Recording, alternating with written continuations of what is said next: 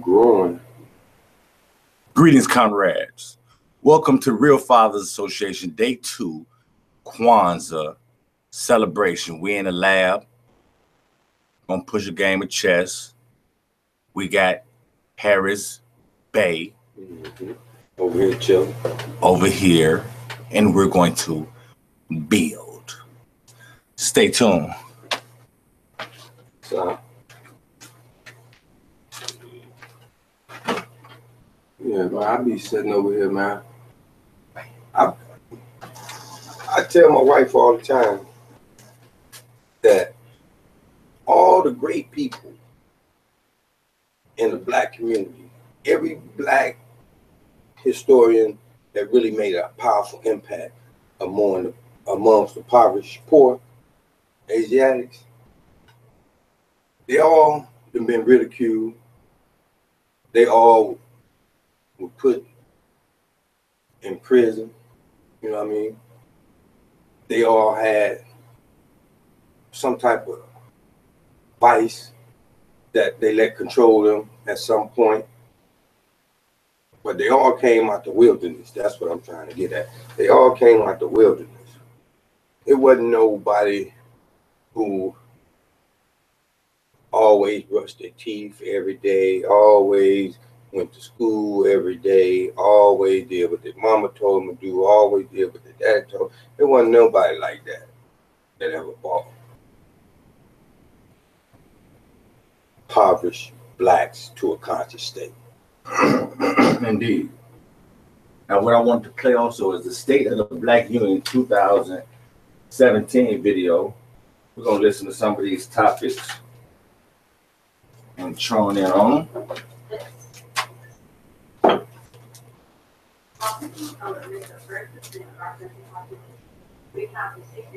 Of those in prison. 1 in 13 African Americans are voting age. That's the real stuff, though.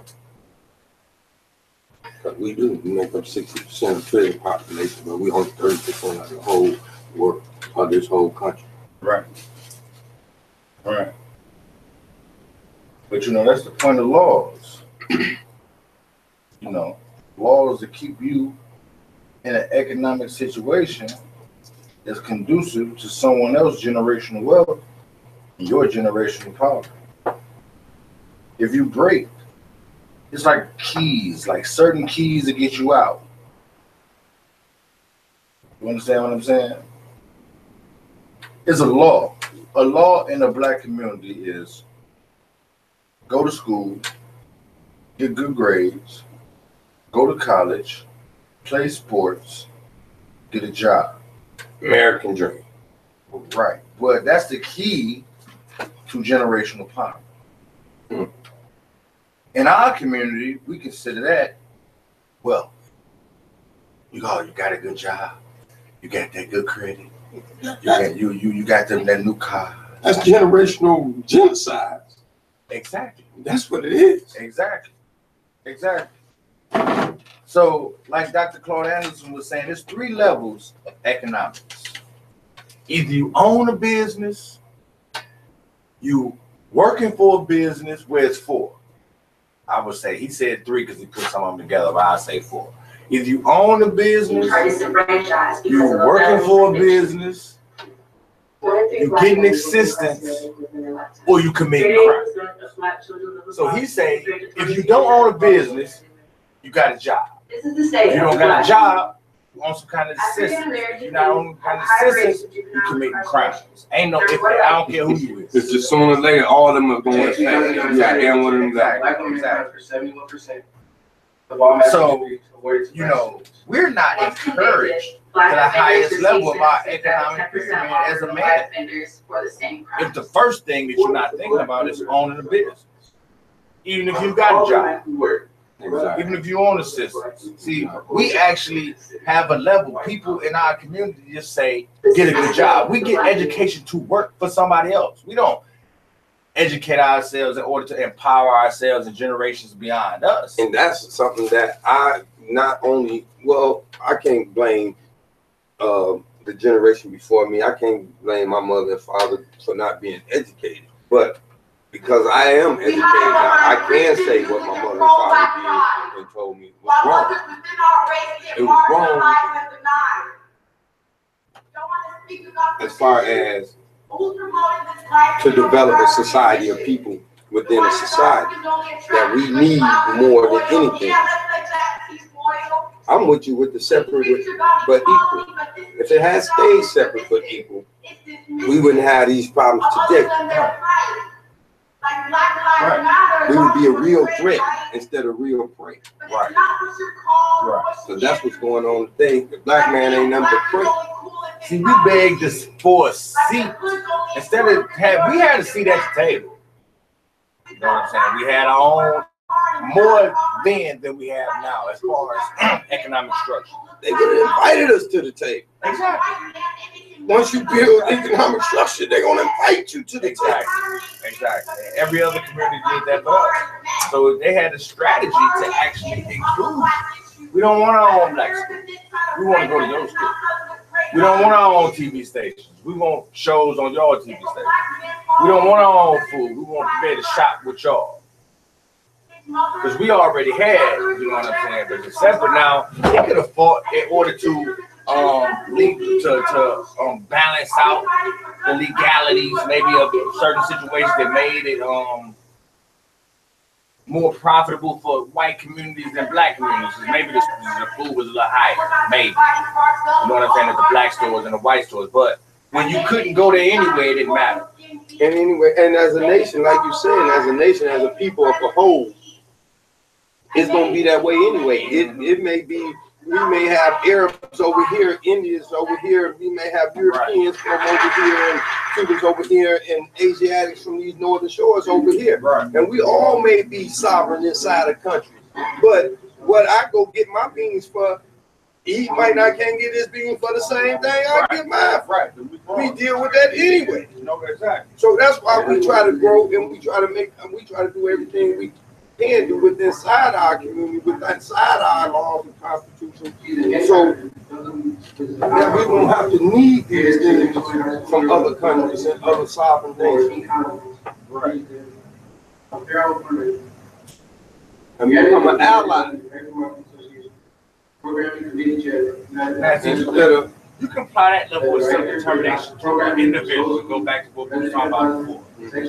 You know, as an individual, once you can unite, you know, within yourself, the ability to produce over consume.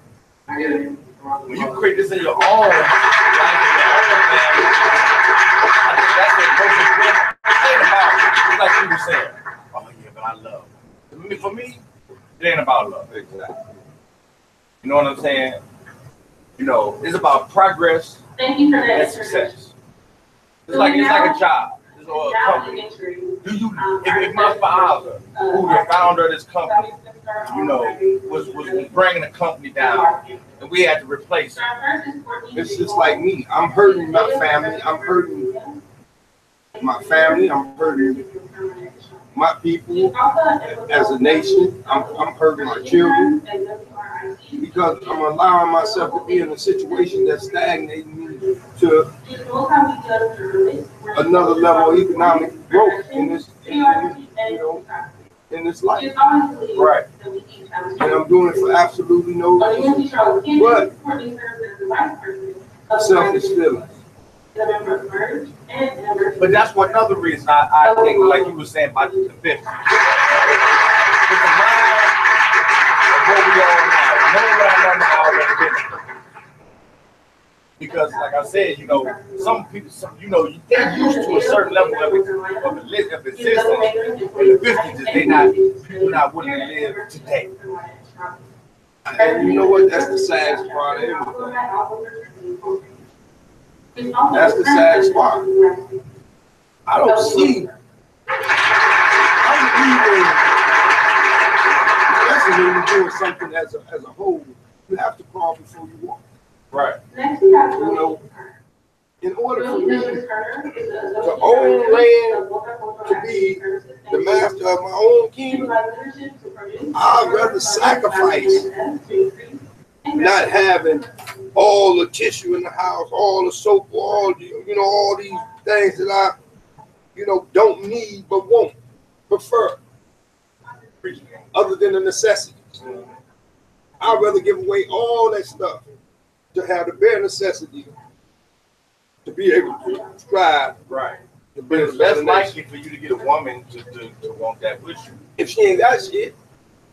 Well, yeah, but that's why I say it's levels. I don't really, I see women who don't got stuff who still ain't with what you got on, because it's still a system. And the system give them a level of comfort. Shelters, you know what I'm saying, the assistance, just the things that you. Oh, they on the assistant level. Well, I mean, exactly. They don't have to, you know what I'm saying?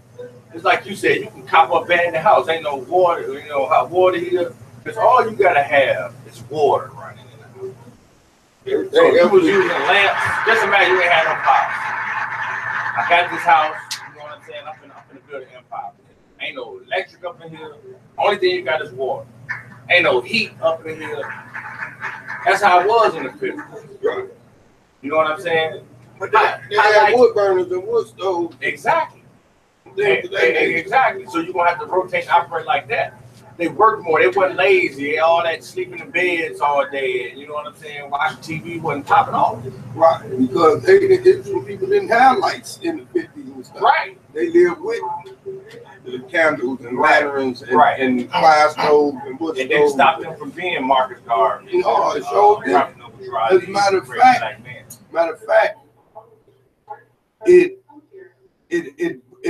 helped them become the people that they were. Exactly. The environment was more conducive to growing on that level with a family. And it defined them more back then as a people.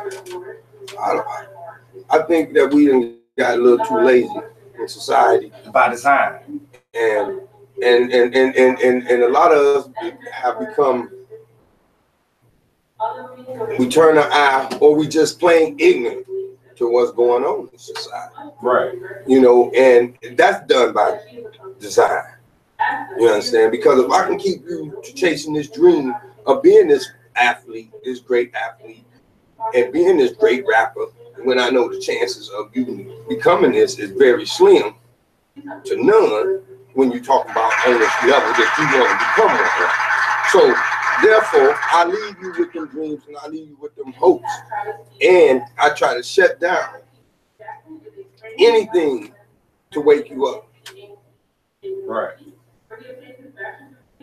The brother, what's the brother name that had that was building a sovereign name, Egypt, and they shut him down. What was his name? He was in Egypt. Well, he was building the Egypt in his. Oh, Dr. Malachi York. Yeah, Dr. Malachi. Right. And they shut him down. Well, I'm not even talking about on the government level. I'm talking about more just infrastructure alone. It was easier to create an infrastructure of woman, man, and your children. You know what I'm saying? Without the you know, implications of domestic violence and, you know what I'm saying, just laws that exist now that didn't exist then. You know, back then, you know, you was halfway a slave when you had a man back then. Because they didn't use child support for European men. Right. Child support was directed and aimed and targeted for impoverished urban communities, Hispanics and blacks. Like I say, we got a lot of rights now that just in that mindset, not having those rights is gonna force me. It's like being in prison. Mm-hmm.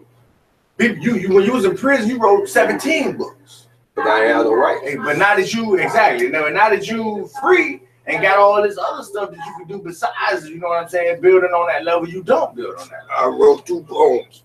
Right. So, you know, right. It's a big difference. And that's why when you was telling me at one time, at one point, hey, I don't mind being incarcerated. I don't mind doing what I have to do. Because whenever I get through doing what I have to do, I'm going to be a better person for it. Right. Because you know how to manage your time. You know how to use your time to make an impact or effect on life. in general. Everybody has roles to play. A lot of people, when they have conversations, and I trusted this man, it broke my heart that this black man was still for me like that. And but first, you have to be authentic within yourself. You have to understand the goal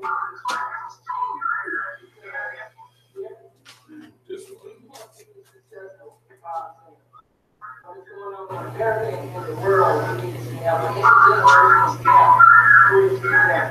And one thing that I like to tell people about this time of the year, talking about this year, is that you have to have this audience.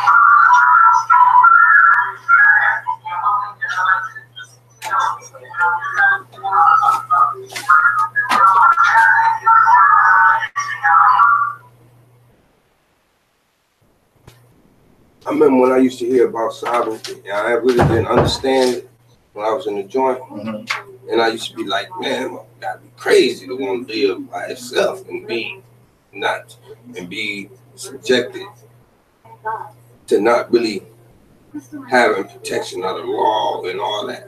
And see, all my thoughts were all wrong. You have protection from the Constitution from which you live in, and you have a Constitution from which your own constitutional laws to protect you within your sovereign nation. Right. So really, you protected by laws. Right. In both ways. You matter of fact, you protected in more ways than the average citizen who's not of a sovereign state. Because that's what the Native Americans is. They got to be sovereign. From your perspective, they got their own casinos, they got their own grounds, they got their own police, they got all that. Right now. That's right. Yeah, well, the judge said And they became a sovereign is a form of nation. slavery, is a form of slavery. I also think that not voting is a form of slavery. When you negate yourself, when you make yourself a nothing, when you allow yourself to not be viewed as anything because you do not vote, that is a form of slavery, because when we were enslaved, we were nothing. So anybody who does not vote is nothing. I cannot express that strongly to you. Okay? Drug use is self-medication. Not voting, you want to be a slave. You want to be counted as nothing. And this year, more than any other year, you've got to stand up, show up, or shut up. Woo! Bob Slade. Thank you very much for coming out, ladies and gentlemen. Let me just say, before I start rambling here for a second, I got to give props to the sister to my right, Miss Ann Tripp, because she was with us during the days of Week in Review and Open Line when we took on the Central Park 5 case. As a matter of fact, it's an interesting story. Ann was with me when late reporter Joe Bragg came back to the radio station and said, "You guys are not going to believe what I have."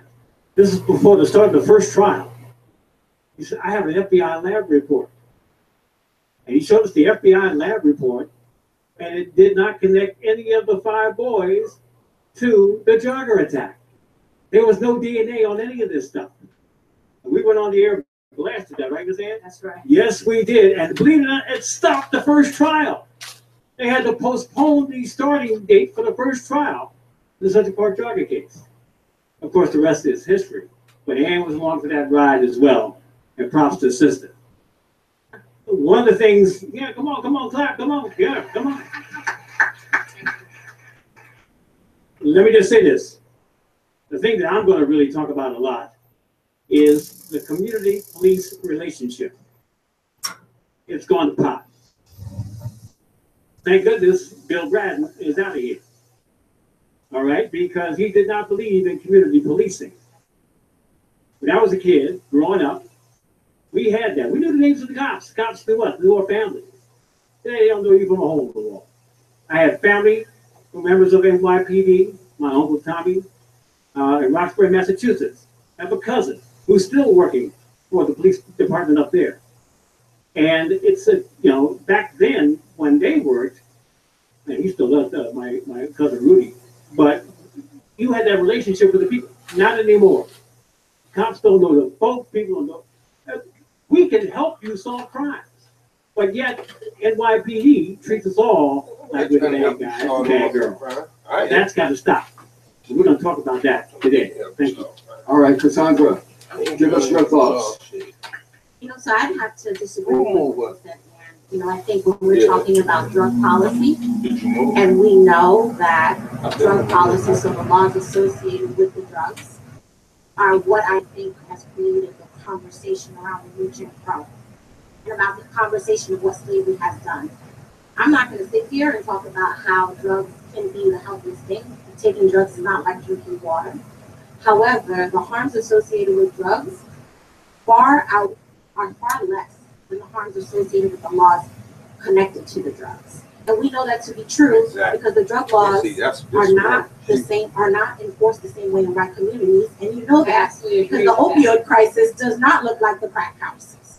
They're not busting in people's houses. They're not incarcerating people. And when we talk about voting, we're told we are missing a large group of people because we've incarcerated so many people and they no longer have the right to vote. So the conversation about what we talk about with the Black community is the way that the system has created mass criminalization. Everyone talks about incarceration, but there are people dealing with the very effects of incarceration that have never stepped a foot in jail or prison. Those are people that have to pee in a cup so they can get food stamps. Those are people that get searched before they get into schools. We have to have a real conversation about the ways that the drug war and over-criminalization and over-policing have literally created a paradigm for a police state and militarization of people of color. Thank you very much. I should say both to Ann and Cassandra. That's what I mean about the drug situation being a new form of slavery. As a judge, I saw that over and over and over again, disparity. I have not yet seen it, but Ava DuVernay, the producer, Selma, has done 13 on Netflix, and that is the subject of the overmass incarceration of Black people, particularly Black men, and what that does, I hope we'll touch on today, Bob, is what that does not only for this generation of men who are incarcerated, but what are the implications for their generations to follow? Yeah, and I just want to say we talk a lot about Black men, and that's very important. But in a room full of Black women, it's very important to realize that the conversation has to be broader. That's why I don't specifically focus on mass incarceration, because the face of that has been Black men. But when you broaden the frame and talk about mass criminalization, all the systems that women are interacting with, there's a level of criminalization that happens, and Black women are the rate of Black women incarceration is rising way faster than anyone's ever talking about. So we really need to broaden out the frame and add a gendered analysis to what we're talking about. All right, Bishop Ferguson, let's hear your thoughts. Well, first of all, it's amazing to me to sit here because two of the people who have over the years informed my thoughts and my work are sitting right here at this table and Tripp and Bob Slade. Because I listened to them on the radio while I was serving 9 years in New York State prison. So I didn't fall from heaven. I didn't come to become a bishop because I got saved one Sunday morning while the sun was shining brightly through the stained glass windows.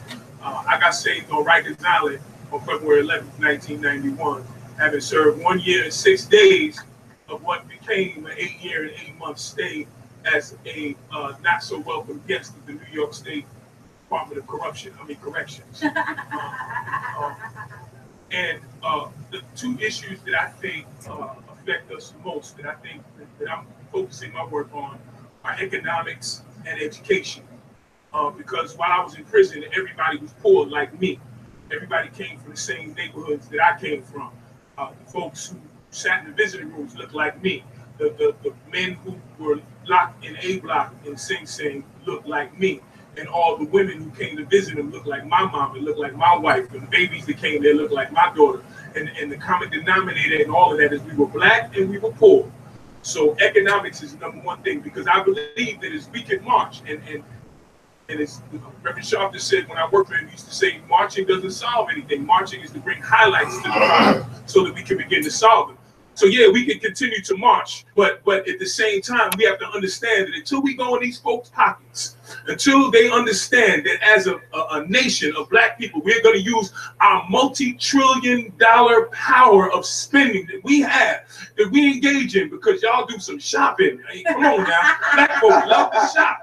But if we were to say that from November through December, from what the so-called Black Friday all the way through Christmas, that we don't spend not one nickel above food, above transportation, above all the things that we just need to be able to go back and forth to work, I can tell you, I don't care who comes in office. It could be Trump, it could be Hillary, it could be Bernie, it could be yippee yappy yahooey. Whoever comes into office in January is going to say, what do they want? Because the big corporations will pressure them into doing something different. And the only way we do that is we have to be educated.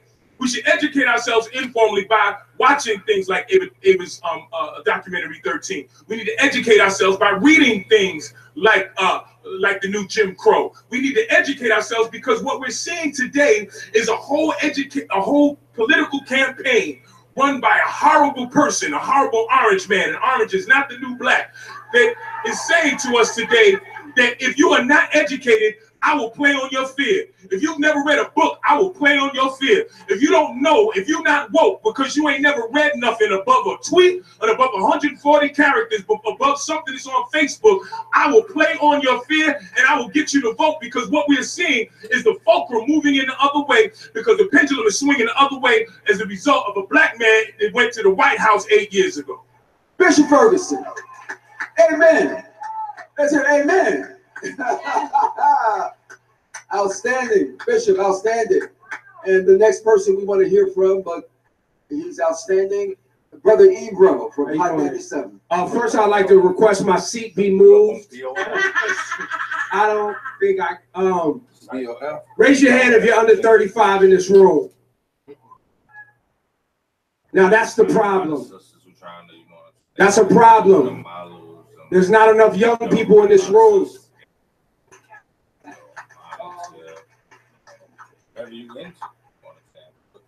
Raise your hand if you have kids. Did you bring your young people to this room? Everything you've heard today is about accountability and responsibility. The power that we have is on us. And I know my elders, when I was coming up, were tired of hearing black people were in a predicament that was unfixable, or this one was doing this to us, and we are not able to get out of the predicament we're in because of someone else. Some of it is true, but some of it is false. And based on what this reverend right here just said about economics and about power of economics, what you build we have the power to take control of our neighborhoods. We have the power to buy buildings, start businesses, support one another. The question is, when are we going to start doing it? I agree with everything said up here. I can't get up here and disagree, because we have to be able to do all of these things at the same time. I know we start to feel like there's too many items on the list. Every day it's a new item. Drugs, unemployment, gentrification, Black Lives Matter. So who's not voting, who is voting, right? All of these things go on our list, right? Broken homes, fathers in jail, sons in jail, daughters on drugs. So the list gets very long. But until we start to take action for ourselves and stop waiting for someone, because they're not coming to save us. I don't know how many times they're going to tell us, show us, treat us bad, kick us when we're down, kill us for no reason. How many times have we seen the same thing we're seeing today? It's just now everybody has a camera phone, right? So we got to stop acting like this is brand new information. This is not new information. It's not brand new. And we got to stop acting like it's brand new if we're going to make some changes. And we got to stop acting like we don't have the power to activate and take back our local community. Right? We could sit and talk about voting, but until we get active in our local communities, on our block, in our churches, with our assemblymen, we're not going to see the change that we want until we're going to the parent and teacher nights, meeting the teacher, making sure the teacher knows that we're available, taking control of our children's lives. Listen, I know it's rough. The music we play on the radio is not helping parents. It's not. And it never has. It never has. In any generation, they always complained about the music, the music, the music, the music. But what about us in the home? How many of us are actually active in the home every night, sitting down, reading a book, having a conversation, singing a song? Just sing a song with your kids every once in a while. Take them to the park, run around for no reason, right? We have to be active in our children's lives so that 30 years from now, we can start to see change, because change isn't going to happen next week. Right. Change ain't going to happen when we get the next president, and there's not. It's just not, I'm being honest with y'all. So we can continue to have these conversations, and we must. But it's going to take us a generation to make the changes that we want to see. Bang. That makes sense. Thank you. Thank you. Let's start with you, Bob. I'd rather be in the 50s, because the next president still, you know what I'm saying? Talking about an election season, I've never seen anything like this in my lifetime. Because I'm already got the, and I hope, although I plan to live to be at least 105, I hope I don't see anything like this again. Well, how do we really articulate and hold the next president of the United States accountable for the concerns that we as Black people have in this nation? Okay, this is a good one. Fasten your seatbelts, ladies and gentlemen. Right, that's why I started with you, Bob. Okay, here we go. On a number of levels. First off, like Brother said, orange is not the new black. All right, so we know that's one thing. Donald Trump is not going to be president of the United States. All right? And if we go out and vote, cast our vote, make sure that doesn't happen. One of the things he said when he was talking, building up his campaign, talking about law and order and reaching out to the Black community, was that he was going to reinstitute stop and frisk, the 250s. That's what the police dialogue call it, 250s. When you stop people, question them, and frisk them, just on the assumption they did something. What NYPD was doing was stopping all Blacks and browns, just because they think they look suspicious, but they weren't sneakers that day, or whatever the deal was. I'm gonna give you some facts here, some figures. By the way, the practice of stop and frisk, stop, question, and frisk was outlawed in the state of New York in 2012, and the practice was ended in 2013. All right, I got some numbers right here in front of me, my four eyes looking at them right now. Between 2004 and 2012, the NYPD stopped 4.4 million people. 87% of those stopped were Blacks and Latinos. Only 12% were charged. 4.4 million people. We elected a new mayor, Mayor de Blasio, and he, along with the city council, decided we're going to end that practice, and they did. The practice is no longer in existence. We've got to, that's what we have to do. We have to use the power of the vote. As Adam Clayton Powell said in 1967, what's in your hand? What's in your hand is the power of the vote. But not only for the top position, but also for those people who represent us. The city council people, and the state legislative people, and the members of Congress. If they're not doing the job, you take them out of office. You don't vote for them. That's what this is all about. That's the power. That's what's in your hand, the power of the vote. You've got to utilize that. We keep throwing it away like it's nothing. We'll go to the voting booth and vote for the top of the ticket and forget about the rest of it. Come on. You got to wake up. Sound like do the right thing. Wake up. But you have to do it. Come on. These other positions are very important. And not only that, I know we're busy. I know we can't always do all the things that community needs and all that kind of stuff, but we have to be active in that. We have to take part in that. You're here now. This is a great starting point. You're here now. You're going to listen to some dialogue and take what you hear from here, pieces of it. You can't remember all of it, but take it back to your community, to the people that you live amongst, and tell them, yeah, I heard this. This is what we can do. We can do that. If you don't, you're just taking up space. Oh. Who wants to jump in next? I need to add something to that. One of the things you need to understand is that sentiment drives policy. I teach my young people at LaGuardia Community College, the sentiment drives policy. Policy isn't enacted because it makes sense. Policy is enacted because of the way people feel. And one of the things we have to do is we have to change the way people feel. We have to change the way we feel about ourselves. So we have to address issues of white privilege. We have to address issues of black apathy. And we have to eliminate the fallacy of black on black crime. The reason I call it the fallacy of black on black crime, the black on black crime rate in America is 83%. The white on white crime rate is 76%. It's not a big difference. So black people kill black people and white people kill white people. So every time a black cop kills one of us, I'm saying, well, we need to stop killing each other. Yeah, we need to stop killing each other, but that doesn't give you an excuse to kill us. So what I'm saying is that our sentiment has to change. We are being victimized by a narrative that has been created 400 years ago. The same narrative that nobody wants to go see in Birth of a Nation. The same narrative that plays on white fear that in 1865, when they so-called freed the slaves, and they didn't really free the slaves, they just changed slavery from one form to another like matter. What they did was, and this narrative that these black slaves were going to enact justice on their white oppressors, that's why Remington and Smith & Wesson and all these companies became multi-billion-dollar corporations.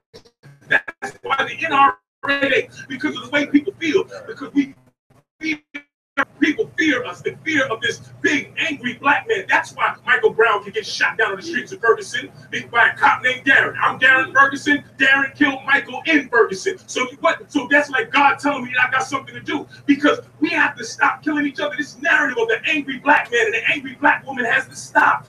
This narrative that says that we are more prone to violence has to stop. This narrative that says that they can incarcerate us in a black boy's felony as a white boy's prank has to stop. And the only way it stops is we have to change it on a visceral level by how we feel about each other. And then once we change how we feel about each other, we can change how the world feels about us. I like that. Bro, you want to chime in on that? Thank you, Judge Hatchett. I want to add on to that as well. Information, learning, and I'm going to say it again. How many of us gather in our homes on a weekly basis and have conversations about our programming, our social programming, what has happened to us, right? Black Lives Matter is a very important thing, but it's also just another reminder that they can kill us and not go to jail. They're reminding us every day, and we're reminding each other that we're subservient, we're less than, we're begging to be accepted still. Please, white man, don't kill us no more, please, please. That is a part of the fabric of who we are as people. Think about that. That's been ingrained in this country. White supremacy is something that was promoted in this country at the turn of the century. In the newspapers in this country, they used to talk about niggerology. It was the study of the nigger and how they were meant to be slaves. The population accepted it because they wanted to justify having humans work for free and be killed like animals if they didn't do their job. Right? That is a part of the fabric of who we are. And on a daily basis, if we're not conditioning ourselves and reconditioning our children and learning about these things, that is the disservice we're doing ourselves. And then think about the food that we eat. Think about the food that we eat. How many of us in this room have a family member suffering with some sort of heart disease, cholesterol, something? How many of us? Raise your hand. Raise your hand. Most of the room. Yes. And we continue to eat the same food. I know it's hard. I know it's hard. but that food is also clouding your ability to think clear. It is clouding your ability to control your emotions and your children to control their emotions. You send your child at 4 years old off to school with some synthetic food and some juicy juice. And then they tell you, oh, your kid act wild in class. You ain't give them no real food. Then the next thing they want to pump your kid full of some pills. Right. And then when the kid turn 18, we wonder why they got emotional disorders. And then we can't afford the prescription drugs. Right. So then what happens? The kid is acting wild in the street and they go to jail. When I hit you, I'm hitting you on, you know what I'm saying? They setting us up every time. Flint, Michigan. How many of us are making sure we keep track that in 10 years from now, all them little black kids in that city that have been poisoned, all the kids that in Newark that have been poisoned, 10 years from now, they're going to have behavioral problems. Then a pharmaceutical company's going to come along and say, we got some drugs for y'all. And then you can't afford the drugs, so you're acting crazy in the street. And then what happens? You get put in jail. Wake up. Put you on a contract. All right. Woo, our 10 years from now, these children have forms of cancer and all kind of medical conditions that they go, oh, well, you know what happened. Put you on a contract. And you and Cassandra want to chime in? Yeah, and Judge, and then they get us when we're old, if we manage to live old enough. We don't. We don't. We die before we get our Social Security. Security. We don't live to get there. We don't live to 66, 67. Again, I'm glad you brought up the food. Too much junk. Too many carbohydrates. Right. We get diabetes, kidney disease, too much drinking, and drugs. Right. But I want to talk just really briefly, Judge, about the vote again. A very good example. Please do. District Attorney Ken Thompson who died. Yeah, the water is so mad. That's look. The water is 30 years old. But this is the point. We had Charles Hines as it for over 20 years. Everybody thought he was just fabulous. Ken Thompson was elected. Again, we had to go and elect him.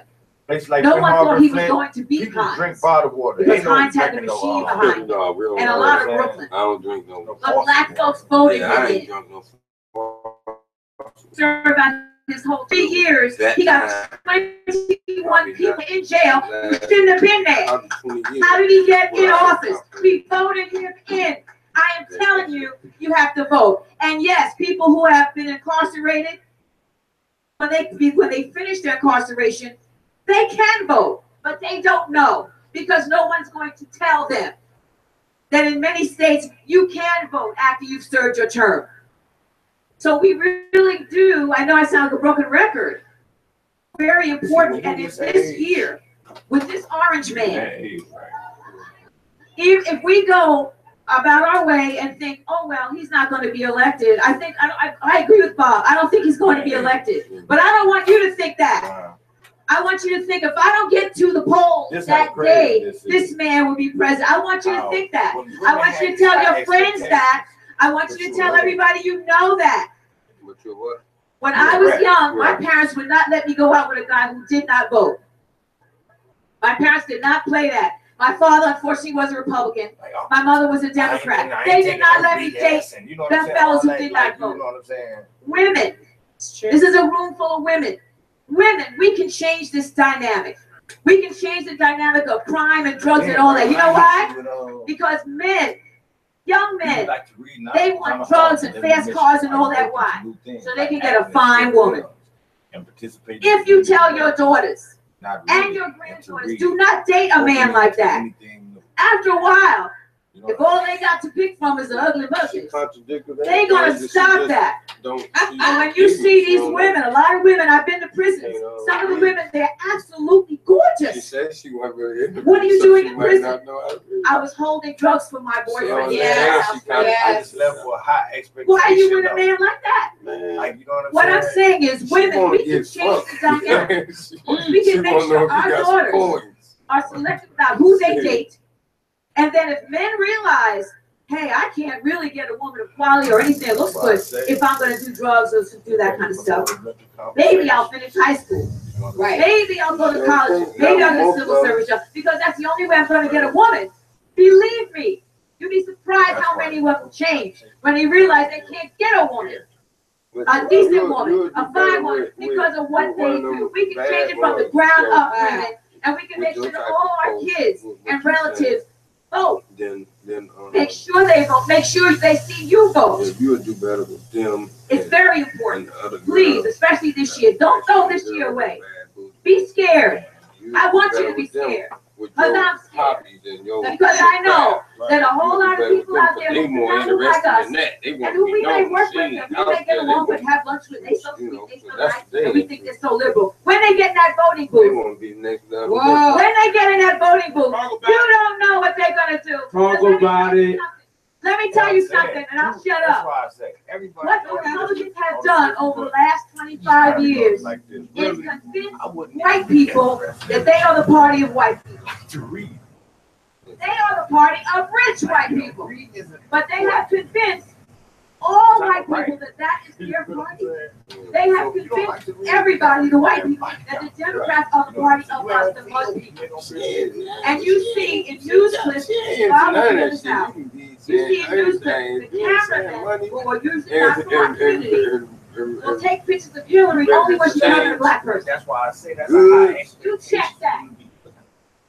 This is what they have done. So this person is not black as well. A lot of dudes is that's what they want. They don't want that deal that they want to get straight. And then there are people who want to throw their votes away. On a man who can't even remember the president of North Korea. So really, when you're talking about or a woman we never heard of. Oh, I'm gonna vote for that. Because I don't want to vote for either one. You cannot afford not to vote for either one. You cannot throw your vote away. You cannot be sure that this man will not be elected. Don't tell that to anybody. Like you just said. Even though we secretly, don't think. I know she. And thank you very much. Thank you.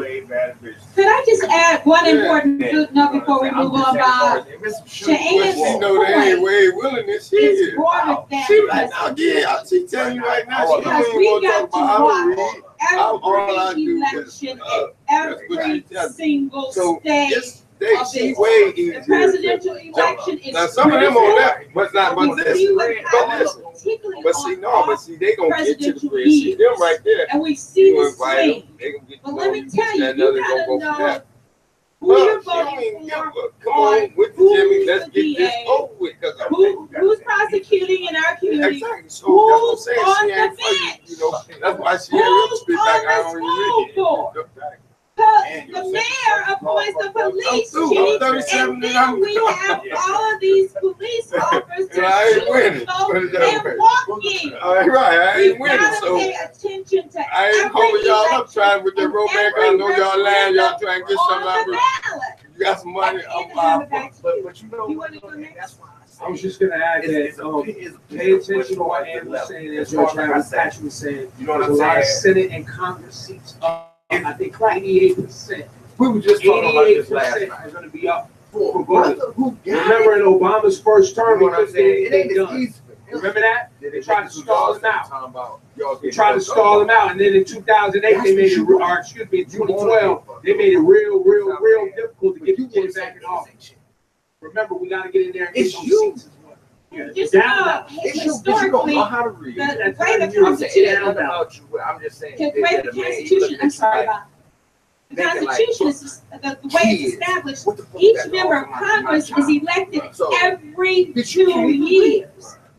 Every 2 years, not just in the presidential election year. And members of the U.S. Senate are elected every 6 years. So 1/3 of the U.S. Senate will be elected up to election She's like, look at this, I'm and 37. Ain't no every 2 getting years, in shape and all this shit. That's over with it. Right, so, go ahead.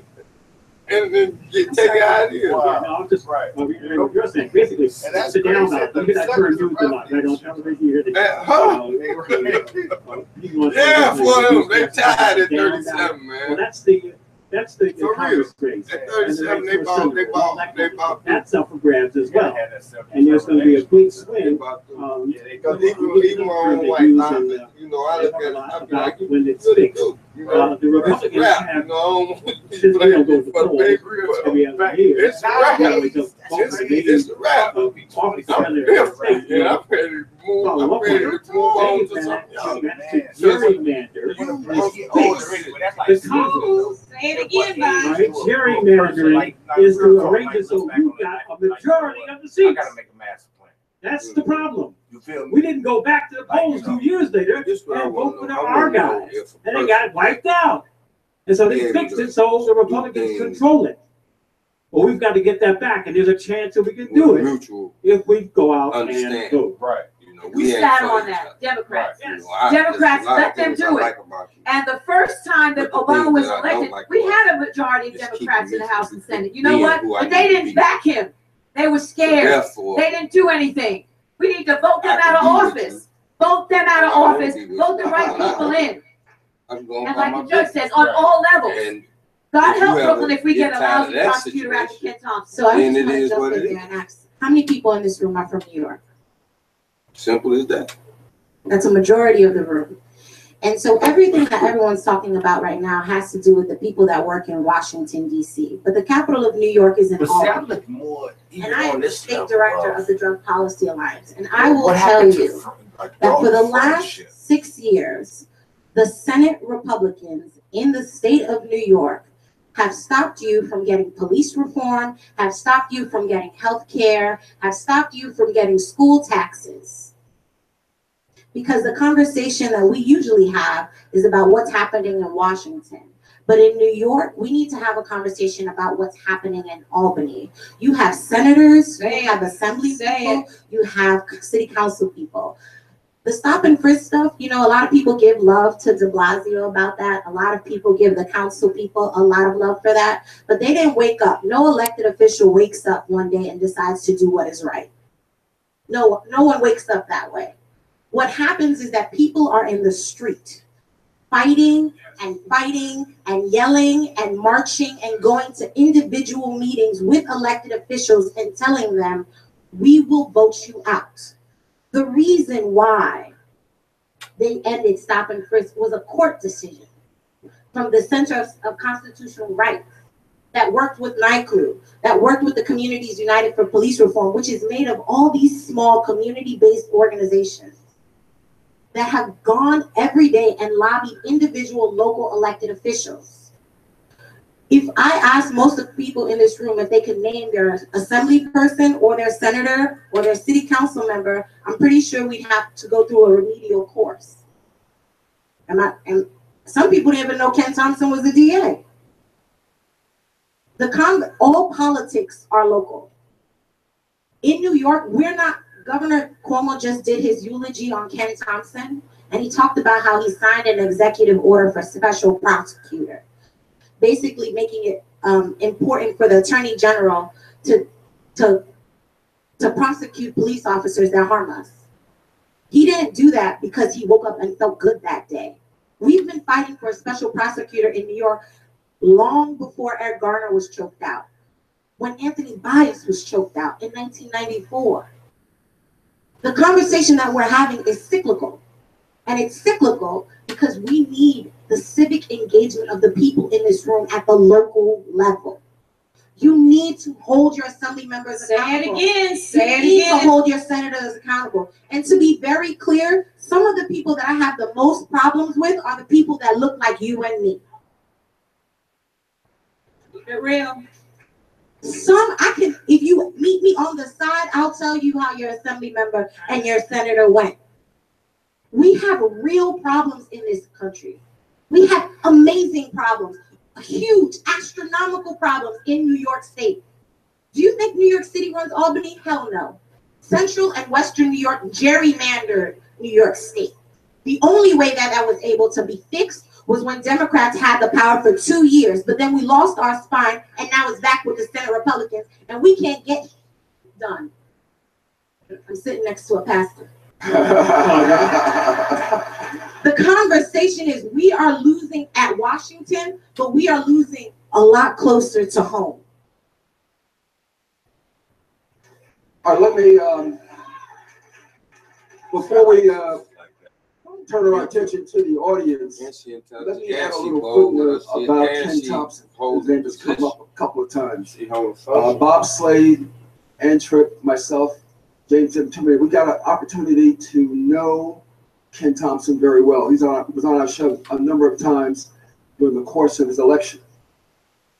When he got elected, and again, this shows how important votes are, voting. And as Ann suggested, Ken Thompson developed a review process on convictions that were believed to be improper. He eventually, as Ann said, vacated and discharged about between 21 and 25 cases of people who were serving in jail anywhere from 5 to 18 to 20 years, wrongfully convicted.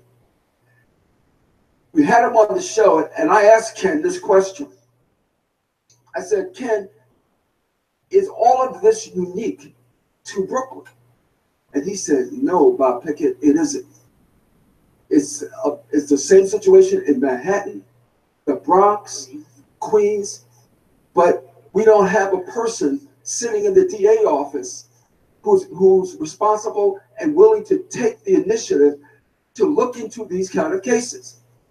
Ken Thompson estimated that there are probably anywhere between 100 cases like that in each borough. Each borough. People who were wrongfully convicted by crooked cops. Not to mention nationally. Nationally. All right, so here's my question, ladies and gentlemen. I'm going to pose two questions. One regarding police officers and what they do. We know how many people have been killed by police officers, not only in New York, but around the country. And some people describe our police officers as the new KKK. You understand what that means? They are hired. They are employed to keep us in check and to make sure that we don't get out of hand. Here's my first question. What can we do? What's the best solution to stop police officers killing our young men? That's the question. And we got to talk honestly. This is a hard subject. But when do we start looking at the crime that's committed in our own communities by people who look like us? Yes, say it, Bob. Now, come on. All right, one more time. When do we start talking about people who commit crime that look like us? They're killing other people. They're killing our mothers, our fathers, our sisters. When do we start talking about black crime? Brother Tume coined that phrase. Let me just say this quickly. All right. Reverend Bishop, all yours. I am the son of a police officer.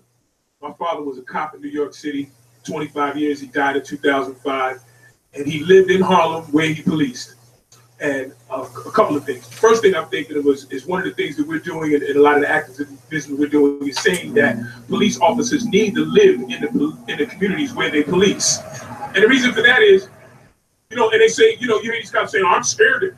If you live right, if you're doing people right, you're not afraid to live around the people that you police, because you're not going to have no problems. My father never had an issue.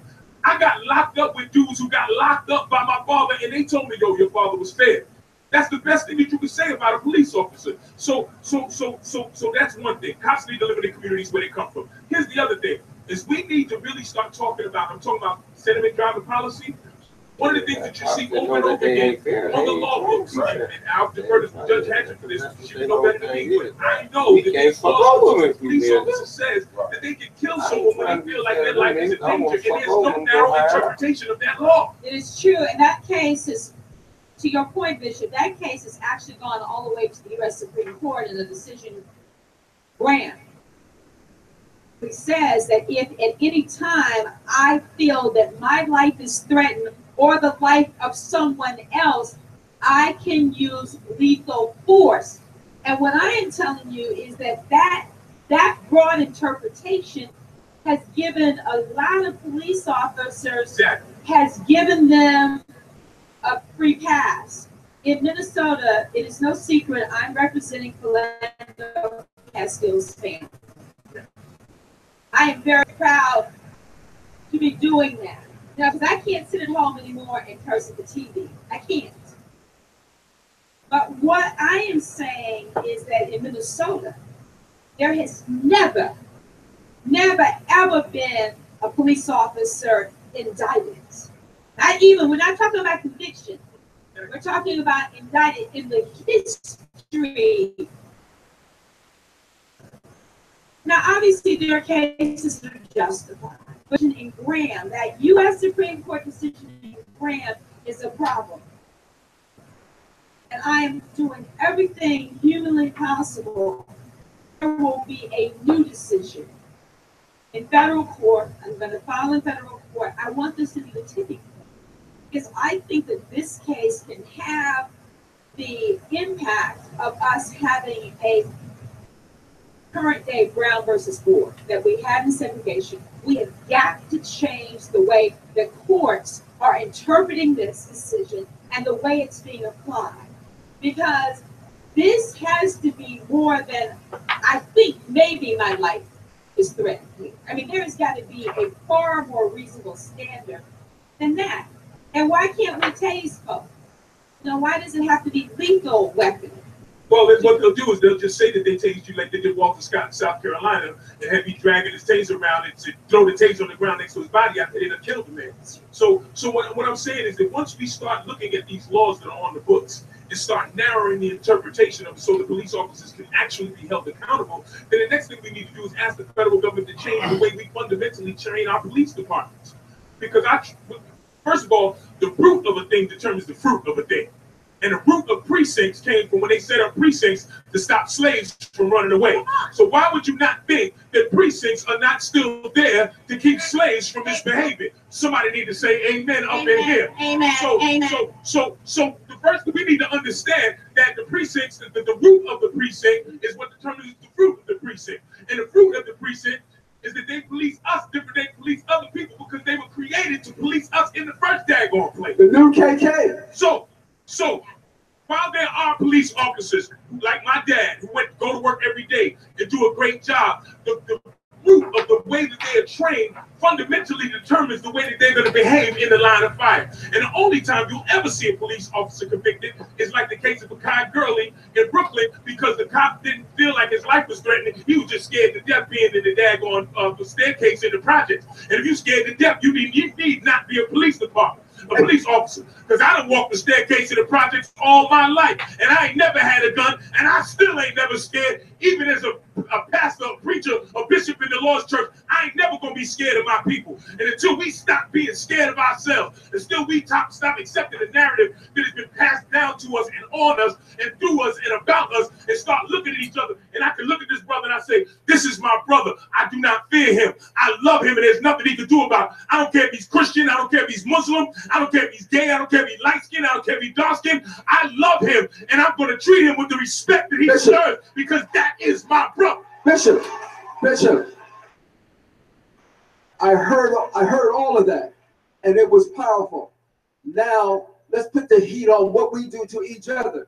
What's your solution for that? Our solution for that is, first of all, to stop accepting the narrative that has been given to us about us and start creating our own narrative. Stop accepting the narrative of the angry black man. Stop, even though I am an angry black man, but my anger is not outwardly, my anger is inwardly focused. That's the title of my book, How I Became an Angry Black Man, because I'm mad at myself because of what I did to myself, because I did not know myself. So once we begin to know ourselves and we begin to do different and we begin to act different, and then we will not accept that we have to accept that what they said back in the days, there's lies, there's damn lies, and there's statistics. So the statistics a lot of times that come out about us are not for us. And any statistic can be skewed to benefit anybody. Somebody say Donald Trump. So we need to understand that we have to stop looking at these statistics and start looking at each other. And just like the sister said, stop looking at everything on a national basis, because at the end of the day, the trickle down, the way politics work is we have to look right there in our own backyard. I know exactly who my congressman is. I know exactly who Gregory Meeks is. I know exactly who Donovan Richards is. I know exactly who all of these men. I have personal relationships with them.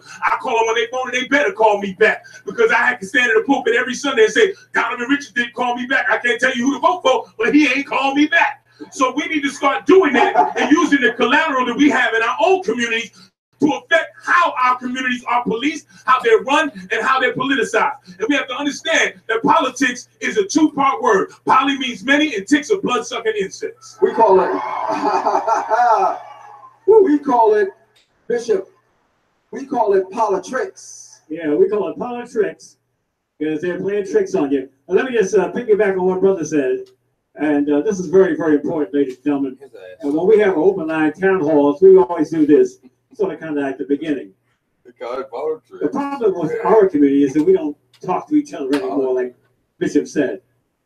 Back in the day, the next door neighbor knew your mom, knew you, and would tell on you if you got in trouble. We don't have that anymore. We don't do that anymore. So we're going to take just 1 second, ladies and gentlemen, for you to take a look at the person on your left and your right. Shake that person's hand. Say, hi, I'm so. Just do this right now. It's not going to take but a second. Just identify. Yeah, that's it. Meet that person. Yeah. There's nothing wrong with that. Come on. You can do it. We need to do that. To that. We don't do that anymore. That's it. Come on. There you go. All right. All right. We treat each other like strangers. We can help solve crime. Cops. That's right. We can tell them who the bad guys are. But the cops treat us all like we're bad. Yes. The only way it stops is for us to take action. It has been my privilege to get to know each and every one of you on this panel today. And I just thank you for the integrity, for your work, for not cowering from it, and for each of you using your power for good. Because if we don't figure out what we do here and now that lives beyond us to make it better, not for just the people in our immediate circle, but for everybody, then, really, what purpose have we served in this world? And I mean that. First, I'm going to say it one more time. We have to get to the place where we move from the rhetoric to the reality of systemic reform that moves us to a higher ground in this nation. Because I got enough to explain to the good Lord when I get to the pearly gates. I don't want to explain why I sat on my ass when I had the power to make a difference in this world and I said nothing.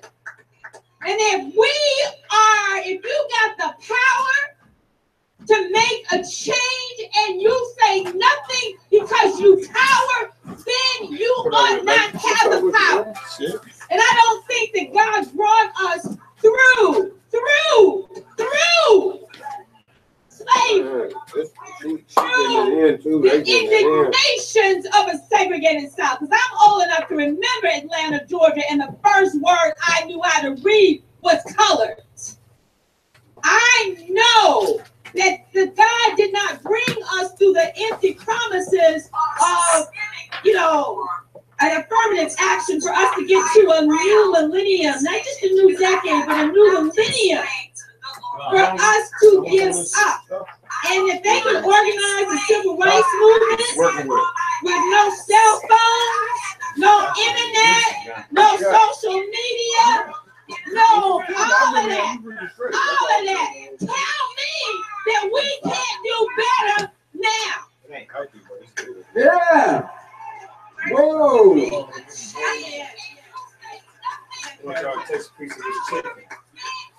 Yeah, let's hear it one more time for the judge.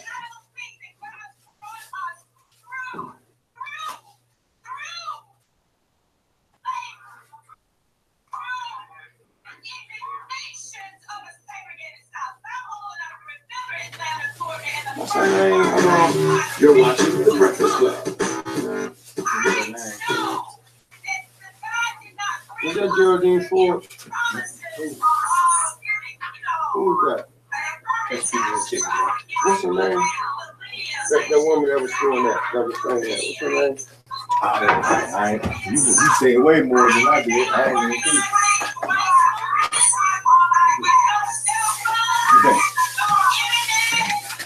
I'm giving you something.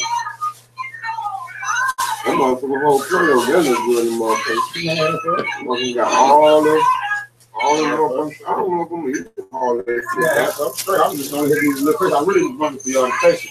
Cause these chicken, I'm gonna put a challenge. Red.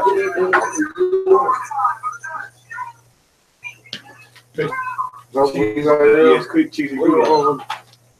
Charlamagne the guy, we are The Breakfast Club. We got a special guest in the building. That's right, Dr. Umar Johnson. Peace and love. Peace and love, family. All is well. Glad to be back. Now let's get right to it, man. In light of everything that's going on,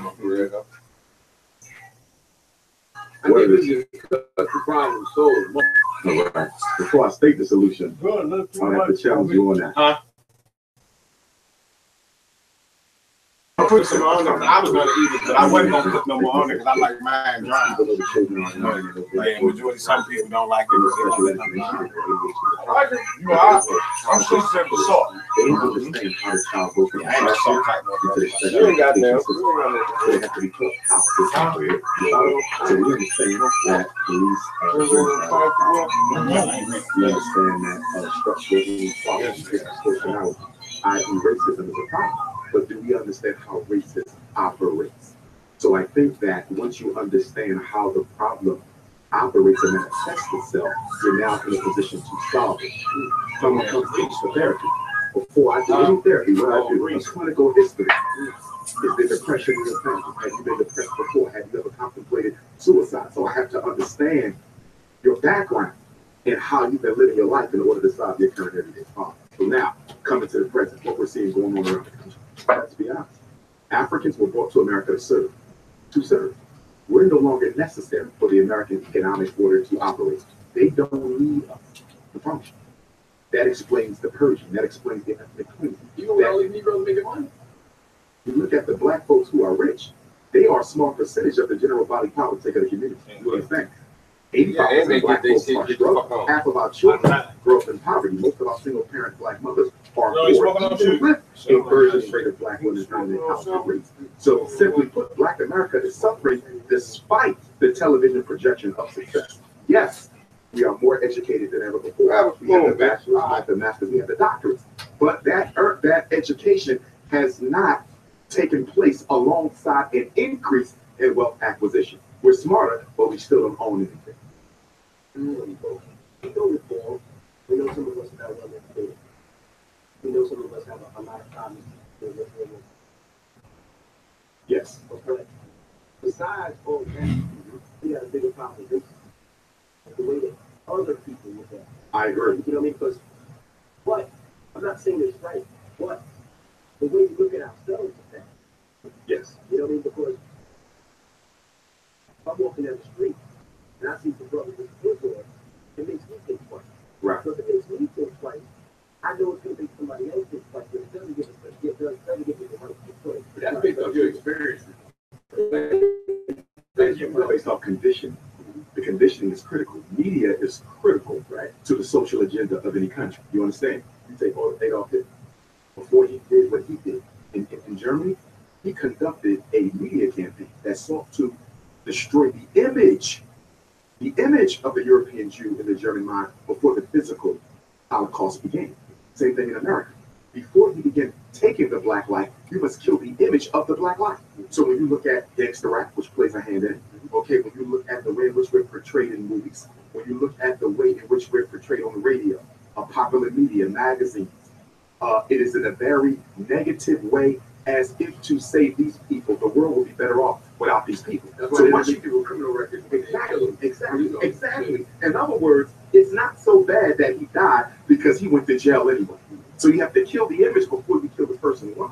Because people will take up the people who are unjustly treated. But if you can convince the world that we will be better off without these people by killing their image. Then when the physical carnage begins, no one will care. How do we change that? How do we change the way that America looks at African Americans? How do we change the fact that these racist individuals, racist police officers, not put up guns? See, I think you have to feel it. You know, it's kind of like kids. You know, kids learn something bad, and you say, okay, it's okay. You could have taken it. If you bought some bad, next time you figure it out, he's going to be like, oh, no. And I feel like the police officers that do that, just don't put you in jail. They don't get killed. I agree with you. You're absolutely correct. For example, behavioral psychology, 2 basic laws is what? All behavior is a function of the context in which it takes place. The American racial hierarchy is a function of the context. And then it's a function of the consequences you follow. So in other words, behavior never stands still. Whether it's you, whether it's a child, whether it's the country, whether it's the police, behavior is always getting worse or it's always getting better. So when Zimmerman wasn't punished for Trayvon, that automatically created a context for it to happen again. Do you understand? Walter Scott, Tamir Rice, it creates a context. So the next police officer says, wait a minute, I can be a little bit more trigger happy because the last 5 black men and women, Sandra Bland, who were murdered by police, were not held accountable. So when you do nothing about misbehavior, then you're actually supporting its repeating. Now, what are protesters? Because people protest and they say, you know, and I love the unity, and I love the unity of African American people. I wish we could be more unified when it's not just a brother dying. But I feel like sometimes the protest, what does it get accomplished? Okay. The reason I ask that is because, you know, you protest, you shut down a highway, there's an ambulance that's trying to get somebody to a hospital, that person dies in the ambulance. You know, I'm stuck in traffic, I can't pick up my kid at 5 p.m. But what is the protest actually doing? Is it going to make the cop look at us any better? Like, what can we do besides, I think, the protest? I don't know if the protest really works. Right. Well, first of all, we got to keep in mind that the black person is normally dead before the ambulance shows up to get him in the first place. So let's be clear on that. But here's the thing, Indy. Protest is the first stage of any political economic struggle. Right? Protest is your marketing program to let the world know what I stand for, what's happening to me, and what I want. Protest allows you to control the public narrative about your struggle. Without the protest, the world doesn't know why you're doing what you're doing. So protest is important because it is your way to put out your message. So you can't do nothing without it. The problem with black people is there's nothing after the protest. Right. Do you understand? The protest becomes the goal instead of the means to the end. That's what I keep asking. What is the solution? What's the next action? Like, so let me tell you what has to happen now. Okay. Because now we're in a state of crisis for black America. Okay. 3 things black America has failed to do, which is going to keep this carnage machine in place, this police genocide. Number 1, we have failed to publicly criticize and hold accountable the executive branch of the United States government, i.e. President Barack Obama. Despite all the killings,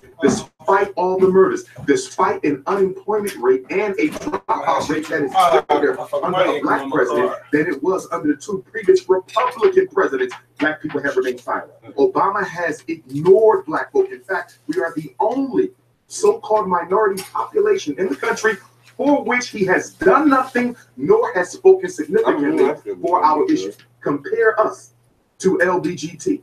They got 3 laws under Obama. 3. That is unprecedented. How many laws did black people get under Obama to protect us from police genocide? Reduce incarceration. 0. Okay, they got a Supreme Court justice. Latinos got a Supreme Court justice. LBGT got a Supreme Court justice. President Obama had the opportunity to appoint the first African-American female Supreme Court justice, and he chose not to act. It's not all his fault, though. We have created a context where the president can ignore black people because we told the entire world when he was elected that all he had to do was just be black. Remember? He doesn't have to do anything but be black. That is the worst thing you can say as a marginalized, oppressed group in such a racist country as this, as to tell the world that the president, the executive branch of the United States government, does not have to be accountable for you. That's for any head of state, though. Any head of state we elect, we need to push and make sure things happen. But Obama is the first president out of 44, the first one from George Washington up, that has not had to deal with any sort of public criticism from black people. And if he leaves office without any, here's the problem. If we let Obama leave office without any condemnation from the black community, by virtue, you cannot hold Hillary or Trump accountable for what they do not do for black people, because you have now created a precedent where a president can come in for 8 years, ignore you, even with police genocide, and not receive any criticism. You know, and I was always mad. I was upset about this because I felt like he was our president, you know, and I felt like when certain things happen, I felt like he should be on the front line because he's dealt and seen, and I'm sure he's been pulled over before. I'm sure he's been racially profiled before. But it kind of bothers me when I see a lot of these individuals get shot and killed, and you don't really hear much from them. Exactly. Even to the thing with, you know, when he flew back to go to get on local level, community level. speak to the officers in Dallas. I thought that was great, but then I also thought, well, what about you can't do that. Black folks Minnesota? He's not going to do that because President Obama understands something that most blacks in America do not understand. The first business of America is racism. Let's be clear about something. Most white people in America, okay, are also suffering economically, right? All that in a country that's just like my claim to fame. If I don't have a business, he won the job. They put him there because they know he's a process of genocide. Privilege.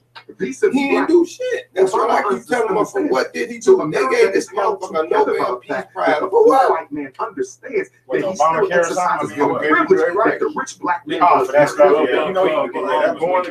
No, Donald Trump changed the game. And let me tell you why. The United States power structure underestimate the impact of an unapologetically honest based on somebody over the American electorate. And they help us get into deeper genocide. What white folks? Because that's the class of people that ain't nobody gonna give a fuck about. It ain't even that. Ain't no such thing as like Dr. You never had that. But it's because he is unapologetic. He's ignorant. He's a fool. You can't make these black people. And we white been folk through. Can respect and identify with a white male. So based on what they did. He was the polar opposite of Barack Obama. Look at Obama. You say, women, you don't get an answer. Well, that's why supremacy got women. You gotta see.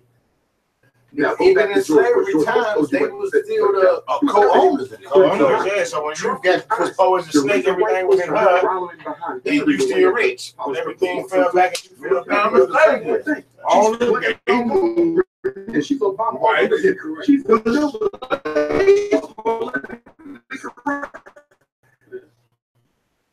you know what I'm saying? Engineered an election. Now you because right now, okay, you had some slave masters with midgets. See, remember now, people don't choose the so now midgets get the person you want. You know, so the illusion of the minority categories is black. America is not a democracy. You know, so America is a republic. That's why when people pledge the flag, and I hope there's no black boys pledging the flag, but when people pledge the flag, they pledge to the word democracy is not in the pledge. The word democracy is not in the preamble. The word democracy is not in the Constitution. The word democracy is not in any of the 50 state constitutions. So why is America called a democracy when it's really a republic? Because it is the illusion of inclusion, the belief that the people actually control its leaders when it does not. So with that said, right, for as much as we know that America has a history of racism, institutionalized racism, systemic racism, why did Barack Obama become president? Why did Barack Obama Excellent question. Why would they stop? Every president that is elected is given. He contributing to what they're trying to do. There's something they need to do. It's like this. For President See, they don't know the level they can go. As far as, you know what I'm saying? They really want you back straight slavery the way it was. Exactly. But they don't know how far they can go. Right? So now, conversation. They create these laws to do this now. Once they make Obama, now the face of all this. So if you let him do it, exactly. Now we give you Congo. So America, we finna give you a radical white man. The relationship though with the African. You know what I'm saying? When the black man, we gonna let you know, just look at it as if the perfect. I'm radical. All rich people. He ain't talking about right. I'm for the rich people. In the name of You know what I'm saying? financial interest. And right here, Exactly. Africa. So we never truly had a president. That was the international mandate. Get the money, You know what I'm saying? back from Africa. They just made you diamonds, see how comfortable you was gonna be. Like, can I fool him by making a person with a color, but his ideology is white supremacy? Exactly. What color he is. A color don't make no difference. You can be a black man. Black people support white supremacy. Power structure. You know what I'm saying? I had this right that our ancestors fought for and give it to every other minority group. So by the time Obama leaves office, all of our rights will be taken from the other minority groups, and we went back in the 1960s. She figured that we got a smaller skull, a smaller brain. Doesn't apply to you anyway. Remember that now, when the court more related to monkeys, right? In 1867, you get the this is how she equal protection under the law. But this is what they taught me. 1866. The 14th Amendment isn't ratified. And this is how she feels. Because you need 2/3 of the states to ratify an amendment. They said we're not giving black folk equal protection under the law. So what were you between 65, emancipation, and 68? Ratification of the 14th Amendment. You were simply a resident. Not a citizen. Black people in America today are still residents. Now, I'm trying to confuse the words liberty with freedom. Liberty and freedom are not the same. Sovereign nation. My own shit. I ain't bullshitting with my own motherfucking children, my family, and whoever agree with this way of life. Everybody is welcome to the compound. Control. I got that from a man. And that's for real. If we really look at it, that's the only way you're going to really be able to still own you. That's exactly be a slave owner. Emancipated the slaves. Emancipation simply. Well, I mean that's true, but I want to be a slave owner as far as you know something contributing to you know that's what it's about. If they buy motherfuckers, I want to buy them to push my economic. See, I'm into group economics. If anything that if I can get people in here into my nation with the skills that they got and create a nation within this nation and take their skills outside and pull in revenue inside, oh, I'm loving it. That's the ideal nation. And that's what we can do right here in this nation. Because the laws allow you to do it. The laws allow you to do it. I totally disagree. What has Obama do to change the intentional exploitation of black children in special education? What has Obama done to increase the rate of African-American teachers and principals? What has Obama done to modernize the schools? And what has Obama done to get these motherfucking kids off these goddamn drugs that they tell them to get these kids when they 2 or 3 years old, talking about they got these motherfuckers, they pimping these motherfuckers with these drugs, talking about your kids crazy and this he got what is attention deficit disorder. Like kids, you know, don't got no short attention span. Shit, I don't know a kid that I knew that didn't have a short attention span, but that's what we come up. I ain't trying to get that shit no books. It's trying to get out of the process. I mean, it's just this shit crazy, man. And some have a shorter one than others, but everybody, all kids have a short attention span. They trying to do other things. Okay, you don't develop no attention span until you start getting about 9, 10, 11 years old. Right, till you really, till you have to, till you actually stop. Yeah, real attention when you're a child. Letting black folks out the street, that's where we like that. You know, the president had a private viewing of birth of a nation. Okay,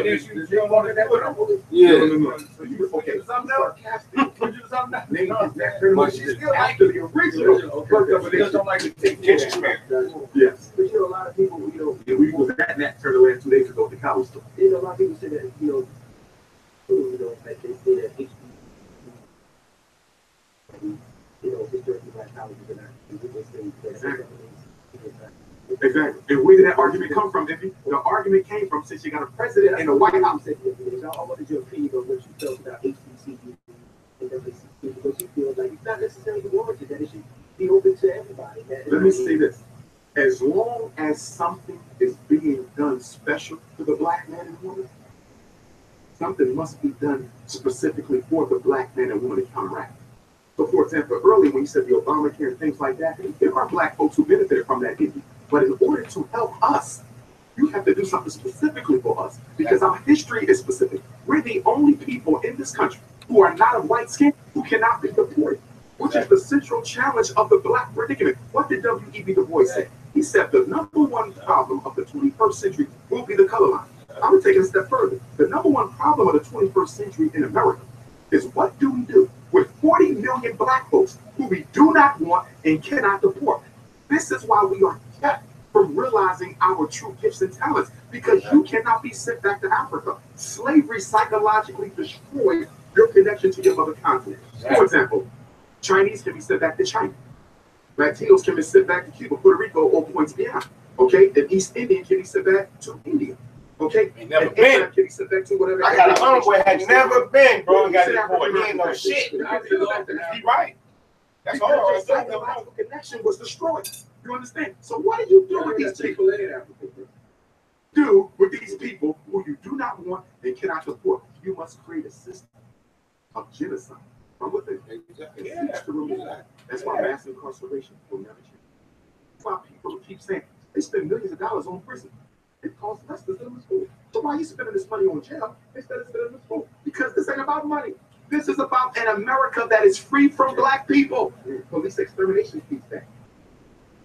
Abortion, which is the number one killer. Most people don't understand this. More black babies are murdered in the stomach than they are on the street corner. And why? Because a black man growing up in poverty with already a couple of children that make ends meet, is probably going to think about. Me and my baby mom was having a discussion, right? It's not a moral issue. It's a political, economic, white supremacist issue. You can't tell me life that in this world so they can only be murdered. Majority of molesters are just struggling in the hood. I'm a young man.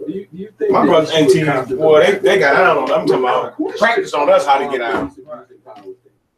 It's both. Remember, when slavery ends in 1865, there are no national incarceration systems. Most states didn't even have a fully functioning prison system. That's when they created the prison system in 1865. That's when they gave you the first statewide prison systems. Why? Because we got 2 million black folks, 4 million black folks we just left out of slavery. They don't have jobs. We're not going to give them any, so that means they got to do what to eat. And rob and steal. So we're going to create vagrancy laws. If I catch you stealing anything, guess what? That's a felony. I'm going to put you on a chain gang, and you're going to be on a chain gang for 10 years for stealing a lollipop. This is what they did. You could go to jail for not having a job. You could go to jail for being homeless. They made simple, petty offenses major felonies. So from the beginning of so-called emancipation, the prison system existed for one reason: to remove black men from the society. The jail is a slave ship that sits on water. Sits on land instead of water. But here's the point I need y'all to get. The reason we're struggling so much as a people is because we're not given systematic access to wealth. Let me give you an example.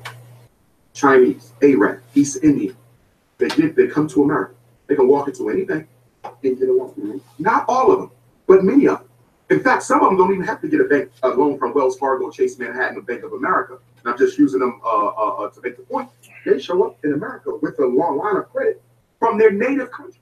They come into the ghetto, open up 10 stores, 5 supermarkets, 3 hotels. Black folks still struggling. Then people look at us and say, you know why you're struggling? Because you're lazy. The Chinese guy over here been here 5 years. The East Indian been here 10 years. The Arab only been here 8 years. He got 5 gas stations. What's your excuse? Let me tell you what our excuse is. We are systematically denied access to wealth. Exactly. You understand? So we can't build that hospital they built. We can't open up 10 supermarkets. I can't get 10 gas stations in 3 weeks because you're going to routinely deny me access to wealth. You'll give me a small business loan. Exactly. And here's the quicker. Let me ask you a question. Why would they give you a loan for student loan for college? They'll give you a loan. I told you about that bank. They'll give you a loan for your house. So you can get a mortgage loan. I told you about that loan, about the bank, talking about, but you can't get a business loan. The education is going to cost me $100,000. The car is going to be about 70 grand. The house is going to be $250,000. Why do you approve that, but you don't approve the business loan, which is probably for half the amount? Because if I finance your empowerment, that disrupts my system of extermination and genocide. You cannot kill a people who you are financially empowering. So we are kept without access to wealth. That's why the hood is full of mom and pop stores. That's why the hood is full of struggling businesses. Said I had in order to policy in order for me to open up a business account in that company name, yes, I have to have it has to be registered with the state.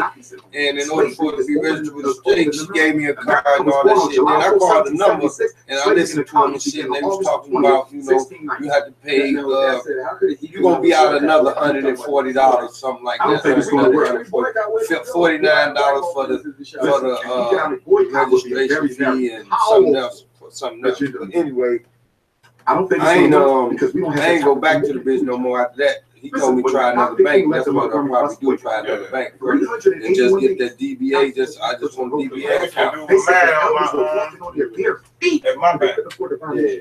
Could you imagine? What bank you at? I told you Negroes in the world that you're gonna boycott public transportation. Fifth. Well, I go back to Philly and tell first, I was at brothers and sisters in Philly, we want to boycott public transportation. Look at you like you're yes. I think they would if we had a leader. Guys, I think with us, who is the leader? Who do we look up to? Church. And why is church leadership so popular? But Envy, here's the question. I agree with you. But sarcastically, why is church leadership so popular in the black community? Because church leaders are the only leaders who don't ask you to do anything except show up and give money. They sell hope, not substance. You're not going to follow. If Dr. King was in America today, I do not think Dr. King could achieve half of what he achieved 50 years ago, because you're dealing with a new Negro who has no obligation to the collective, no interest in the progress of his people, and is intensely egotistical and individualistic about his pursuits. We don't care about racism until it knocks on our front door. I agree with you on that. I'm gonna tell you why. I feel like back when Martin Luther King Jr. and Malcolm X and those guys were fighting, black people really had nothing. We all understood, yes, that we were oppressed. Now some of us got things, and it's like, and it confuses the political. Look, if I'm a politically uneducated African American, not illiterate, just politically uneducated, I got Charlemagne, Envy, and Umar. They doing all right. Over here, I got some brothers and sisters struggling. I'm confused because I'm seeing some black folks who struggling. I'm seeing some who are all right. So maybe it ain't racism. Maybe it is us. And then when America prop up certain bourgeoisie Negroes to defend the system and say, stop blaming the white man, it's you. You understand? You don't move. What do people do in their country? They stand still. Black America is at a standstill because they don't know if they should listen to the Sharptons and the Jessies who say racism does exist, but it's not that bad, or do they want to listen to Dr. Umar who says that until you overcome the racism, it's going to be difficult for black people to really live a life that a man and woman was put on earth to live. They're confused, Envy. And so what does America do? Who do they put on TV? They only put on TV and radio the leaders that they know are going to do nothing but echo the sentiment of the government. That's why, like, when you look at organizations like Black Lives Matter, and I'm taking nothing away from Black Lives Matter, I think that there's a role for protest and agitation. But if all you're going to do is protest and agitate, and you're not constructively building anything for the community, you understand, then you're absolutely, at the end of the day, of no benefit to people, because we don't just need alarmists running around chasing racism whenever it rears its ugly head. We need you to acknowledge the racism and then turn around, come back to the community, and build something. See, the problem is, like I said, is people need leadership. When I say leadership, they need to know what to do. And the reason I say that is you can sit up here on the all day long and what do we do? What can we do? If Martin Luther King said, we're not going to ride the bus. Right. Black people say, okay, we're not going to ride the bus. But they would do it for long. But, I know that, remember when Sean Bell got killed? I remember we all walked, it's not working with the wind. We all walked out of Wendy's show. A bunch of us. We all on 33rd Street, we holding hands, we blocking off the highway. As soon as the police pulled up, I was like, all right, if y'all don't move in 5 seconds, we're gonna start locking people up. No justice, no peace. They got to 5 and we start seeing they really lock people up. Everybody, literally. I gotta get back to work, man. I can't afford to get in jail. And what are you pointing out? You're pointing out something that is at the nexus of the black struggle. If you do not break the law, you do not change the law. Right. Study history. History is made by those who have broken the law. Let us keep in mind, Martin Luther King Jr. was once a felon. Frederick Douglass was a felon. Harriet Tubman was a felon. They were wanted as fugitives of the law for exercising their conscience to do the right thing, as opposed to obeying laws and regulations put in place to keep black people in their place. If you're not going to break the law, you will never change it. The problem with that is what, Charlamagne? A Negro with 3 master's degrees or a doctorate degree ain't interested in breaking the law because he got a note on a $100,000 Benz. You understand? He got a mortgage on the corner of $1 million house. He got a child he putting through college. He is not trying to subvert his personal agenda for the greater good of the community. And that's our problem. Many of us are not willing to subvert the personal agenda for the greater good of the community. If there was a leader, if there was a Martin Luther King stood there when the cop said 5 seconds and he said, I don't give a will lock me up. Would you still have ran back to work? A lot of people would have still ran. Because you gotta have the leader and the people ready at the same time. So in my mind, I'm looking around like self-discretion. Right. He get locked up. He hold the He's part of the power structure. Yeah, he did eventually later on. I don't know. He's a part of the power structure. So he has to operate differently. That's why you didn't see Al Sharpton. You didn't see Al Sharpton down in what's the other Rouge? Baton Rouge. Explain the power structure. Well, here's the thing. Every president of the United States has a black Negro in charge, somebody who they use to basically control the political behavior of black people while they're in office. For Bill Clinton, it was Jesse Jackson. For George W. Bush, it was T.D. Jakes and others. For I didn't know Obama, that. You know it was that, Al TD? Sharpton. You ever been researching down south? TD been doing shit. I know he came up with Bush. Yeah, see, I didn't know that. Except for that's what he See, I fuck with TD them. Yeah, see, I didn't know that he was. But now Obama is at the final stretch. He has T.D. Jakes got He's no longer a leader of Al Sharpton. 500,000 members in this In one fact, church. And he got more than one church. He got like 9 of them bitches. I've been like 3 of them. See, I don't even know. And they cold, bro. I'm talking about cold. I've been the one in Jackson. I've been the one in Atlanta. And I've been the one in New York.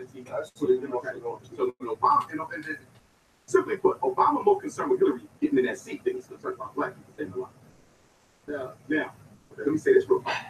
We have to have a public boycott against President Obama. A lawful public boycott against the president where he is publicly criticized by black people for doing nothing for the 8 years. If you do not do this, our grandchildren will suffer for it. Because he'll be the first president to escape black ridicule, having not done anything for it. Exactly. We gave a motherfucker so they can be half a bag. Number 2, we have to have a demonstration, and we must publicly criticize the United Nations Office of Human Rights. Because the United States government is guilty of crimes against humanity. They have constantly violated the Human Rights Convention of the UN without any repercussion from the world's governing body. So we got to go down to the UN and demonstrate. Okay? Number 3, we need to take America to world court, charge them with genocide. The Geneva Convention of the 1940s clearly describes what genocide is. It is any systematic program put in place that seeks to harm in part or whole an entire group of people that manifests itself as unfair treatment, unnecessary homicide, okay, or any other quality of life issue that significantly diminishes that people's ability to live a comfortable life. America is guilty of genocide. America is guilty of war crimes against black people, and America has consistently violated the United Nations Declaration of Human Rights. I'm saying that what we need to do is we have to stop fighting this issue as a civil rights issue, which puts us under the jurisdiction of America's courts. We must now see ourselves as what we are, prisoners of war amongst a hostile government, and appeal to the world court for rectification of the situation. We will not get justice for America. We must internationalize the struggle, which means we have to go to the African. Because I want to know why Ghana and Nigeria, South Africa, Zimbabwe is an exception because Robert Mugabe has been speaking up, Ethiopia, and all these almost 60 African nations have said or done nothing about the systematic genocide of their brothers and sisters in America. Don't call yourself a Pan-African. Don't call yourself a Pan-Africanist African Union if you see us over here struggling and you don't speak out about us. Marcus Garvey said, a strong man is strong anyway. We suffer while we suffer. Out for us, Charlamagne. Why do you think Chinese kids aren't killed by cops? Why do you think East Indian children aren't killed by cops? Why do you think Arab children, even with the war on terror, are not killed by police? Because they have nations around the country who will stand up and show out if America disrespects anyone in the international community. Non-white group in America who don't have a nation willing to come to our aid, and that's why we suffer. I agree with a lot of what you're saying, but I know for me, I look at President Barack Obama, it's hard to critique him on the white people. It's just something I gotta get over. He's ignoring you in front of white people. He's letting your kids get killed in front of white people. Yeah. Here's the one thing I thought Obama should have done. He should have ordered a United States Department of Justice investigation into the systematic genocide of blacks in America. I'm not asking you for a law. I'm not asking you for an executive order. I'm asking you to put the Justice Department on this and let them investigate. But instead, do you know what Obama's been doing? He's been treating every individual act of police genocide as an isolated incident. So the Justice Department is saying, we're not going to get it out. We're just going to be here in case the state needs some support, but we're not going to get it out. What is the job of the president?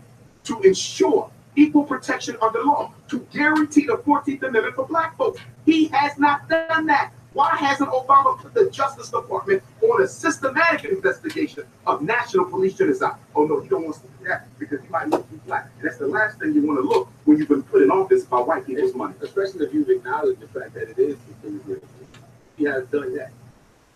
But has done nothing about it. Which is why the best thing that can happen for black folks is for him to exit that White House. I can't wait till the next president gets sworn in. You know why? Because as long as the face for white power is black, it will give the illusion that these killings are just individual acts of personal right. But once the face of the White House becomes white again, it is crystal clear to the whole world that this is white power killing black people and not black power killing black people. You know, Michael Jackson wrote a book about that. He said that one of the reasons Barack Obama can't get a lot of things done for black people is because he's black. No, and the next president who comes in, whether it's Hillary or Bernie, who's white, can do more for black. I agree with that. White people have more freedom to operate because white people are financed by white money. Exactly. When black people are financed by white money, you are constrained. Right. Some truth there. However, in your last year of office, you have a little bit more elbow room to put some things in place to help particular groups of people. Again, I got to go back to what he's been doing for every other minority group. He's even fought for illegal immigrants. People who are not even citizens in the right. He fought for Mexico. I ain't like that shit. They talking about they can come over with this. They want to get our jobs. Obama was a puppet, bro. Race don't matter no more. Like I said, I don't really speak on it because I don't judge people. He's a puppet. What were these black people in sororities for? I'll tell you why we still need them. Because a black president has nothing to do with the general climate of hate and animosity that the everyday black person suffers from in this country. You change nothing when you put a black face in a high place. In fact, that's called tokenism. And tokenism go back to the days of slavery. If it didn't work on the plantation, it ain't going to work today. You think a lot of that has to do with the fact that a lot of us don't know where we're from? Because if you're Chinese, you still have something to stand on. Yes, you have that. You have that psychological connection. All we got is Americans. And us, we're American. But if you choose to identify as American, exactly. Right, you can choose yourself to identify as American. I don't. Right, I'm not American. I'm American descent. Right. I told my nationality to be more American because you can choose who you. I don't gotta be who you say I am. You will never get to the point where I don't got to be who you say I am. Because you've been already been and that's why I got my name legally changed. And I'm mad at myself because I ain't really been legally demonstrating. Right, my teachings and everything that I ain't right. And I ain't been demonstrating it physically. I was, and I'll party hard and fuck that. God is white. And you end up taking your eye off the prize because ain't nobody out here conscious like that. And it's hard to get, you know what I mean? But now, like, as soon as I met him, ever since I met him, I ain't stopped vibing with him because I already know he going in the same, he doing what direction I was planning on doing when I got out. Running into these motherfuckers, he ain't with none of that. You can't build with them, you can't teach them nothing. Some you can. I ain't gonna. I'm giving. It's just like you just gotta find. In the image of you just gotta find like you know what I'm saying. We invite people like right now. I got a live show on because y'all come through, kick it with us. You know what I'm saying? It's Kwanzaa. We building. You know what I'm saying? Y'all come through and learn something. But you got guys that don't want to do that. Which is why I think we ain't smoking. We ain't really smoking and drinking and acting crazy. We building. You know what I'm saying? We celebrate Kwanzaa. Yeah. So come on through. For the next generation, man. Exactly. Because of psychology, we over here building. And then you got brothers, you know. So you brothers and sisters, you know, you try to do more for your children than what your parents could do for you and this and the other. But you sometimes you misunderstand about what you need to be given to them. Now that's a true statement. You want more for your children than what you have for yourself. But you need to know what's good for your children. See, everything that I thought that could have been good for me because my mom and daddy was good to me, that don't mean that it was good for me. You understand? We supposed to be, my mother and father was supposed to be on building some type of economic structure. So when I got older, that I would have some type of economic wealth in this society so that my word would mean something. So my values and principles would mean something. And to be able to do that, and not only do that, but to be a model for the next citizen and to carry it on and give those same blessings to the next man, your partner, your neighbor. You got to give all those blessings up. Everything that you learn, you got to give it to the next. Ain't nothing going, you ain't got no knowledge. Shout out to Dave, this is my good brother. Knowledge don't help nobody. You can know more than anybody in the world, but you don't know nothing if you don't give it to nobody. How you gonna know something? Don't nobody know it. You died with it. And it died with you. Why am I not? Because from a military science standpoint, and I study military history, it's the same. That's what I be, is go to war with your oppressor. It's kind of hard for people in this day and age to. You don't produce any means of weapon. Think about if we go out here and go into a war, civil rights. I really don't like civil rights. How you going to feed your family? Civil rights. To do is cut off your supply line. Well, I don't say what's not, but civil rights. Line of supplies and food and resources. We have none of that. We have no international allies. And Martin Luther King, I don't care what nobody say. Martin Luther King put us 200 years back. When Martin Luther King, all that, known as it was the law was being because America respected the power of Russia. They had to leave Cuba alone. You feel me? It's like being in the lunchroom. Separate, somebody picking on you, but you got your big brother. They want you, but your big brother like. But we just couldn't deal with separatism, but equal. But separatism, but equal is sovereignty. They letting you live your life separate in our nation. But and you can live equal to us. And I'd rather do that. Right, and build your economy. But Martin Luther King begged to be with me. I got dreams to sit in my child, your child. That wasn't my dream. You know, I mean, as a whole. So many years. And then with the Malcolm X thing and Master Muhammad and Honorable Muhammad, all that type of stuff going on, that kind of set us back, come through, set us, you know, which side to pick, you know. It confused Malcolm. Malcolm came out, I was just watching, and then he was, at the end, they took everything out of him. Did you hear brother Dick Gregory? They killed no motherfucker Malcolm. He said some shit so real. Right. I heard it. Because the autopsy showed the same thing like that. I heard it. But it was easy for them to put it on the nation. Oh, definitely. It was easy for he said that. He put it definitely. He broke it down. And so that's why I had to like the same time he was getting killed, the same time, this is what I didn't know. The same time that Malcolm Little X was getting killed. The guy that brought him and took him to the forge and showed him like, look, you doing the wrong thing in America. You niggas need to be gathering up all you motherfuckers and getting and coming over here and woo, you need to move that scene, you know what I'm saying? While he was getting killed, this man was getting killed. The same exact time. So you know the government. We complain and beg. You know what I'm saying? You kill this man Malcolm over here in America, now that's gonna be some shit. They did it in mafia style. There's only nine nations that make more money than blacks in America. So why we ain't got our own schools? Why we ain't got our own hospitals? Yeah, see, that's what I'm talking about. And then another thing is why black folks think that black folks can't teach you. Exactly, man. Exactly. Everybody else is more important than. Now you might have a problem with some of these educated black folks trying to teach European education to your children because they have to go to school to learn this and this and that and other, and they just trying to get through. But see, when you learning education, period, from a demographic point of view, from a nationality point of view, from a worldwide point of view, when you learning history, when you learning economics, when you learning how to build a nation and all this at a young age, and you learning this from black men. This is what they teaching your children. This is what they teaching your children what's going to take to go to the next level, to keep blackness alive. To keep us alive, to be who we supposed to be. Starting for 4 million out of slavery to over 40 million today. At the same time, we still haven't established no type of economical wealth as a group of people. We have. We don't got nothing as a group of people. Nothing. You know what I mean? Big amusement park, no, we ain't got nothing. 40 million people, and we all separate. Not all separate. Now, if we gonna be separate, we might well be separate in a sovereign nation. We might be separate together. Separate ourselves from them.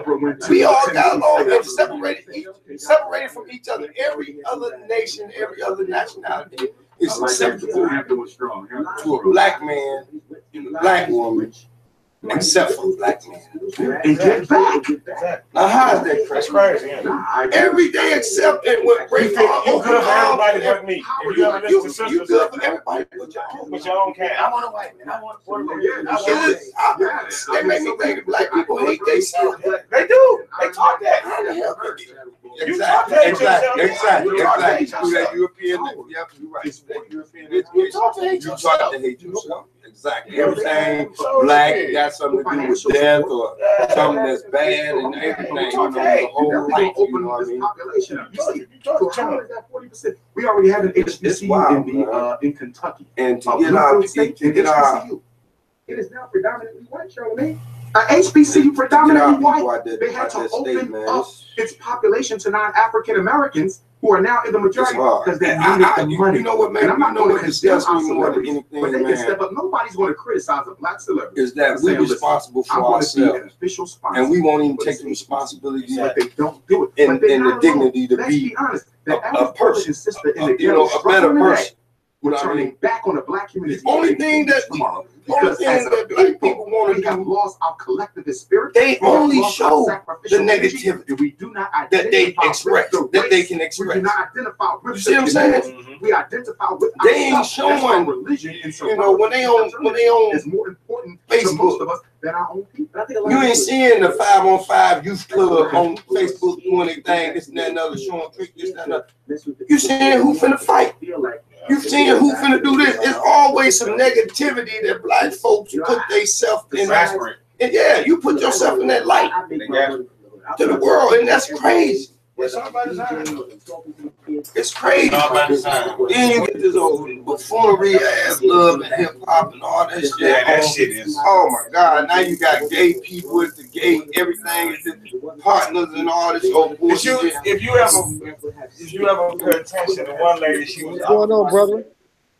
And they like to dance real good and stuff. I'm riding the bus, I'm taking the dollar bin. I'm walking over. And I made my Jordan and start watching the mom and said, I ain't been this excited since Beyonce put on Super Big Ass Twins.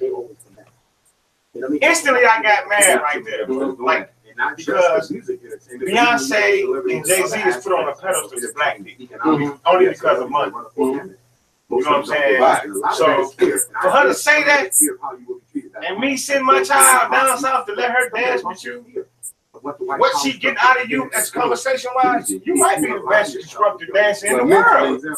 But mentally, I would never. When you send your child to Coach Perry, he finna learn not only how to throw a hook in the jab, but he's gonna learn how to do a square root, divide attraction, study, play chess. You know, he gonna teach him how to be a young man. You teach him how to be a young man. That, you know, all that's a part of it. And build character. Be honest. You know, do the right thing. No shortcuts. You know, do what it takes to be better than the rest. You know what I mean? And that attitude within everybody. I want that attitude within everybody. Be charged with a capital crime that could I think that it's for the rest of his life or ultimately see his life taken. It's still a crime.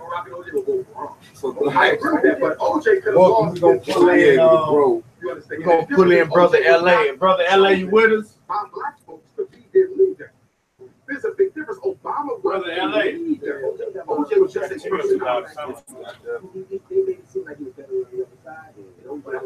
Yo. Okay. Let's get you up in here with the volume. Get your volume right.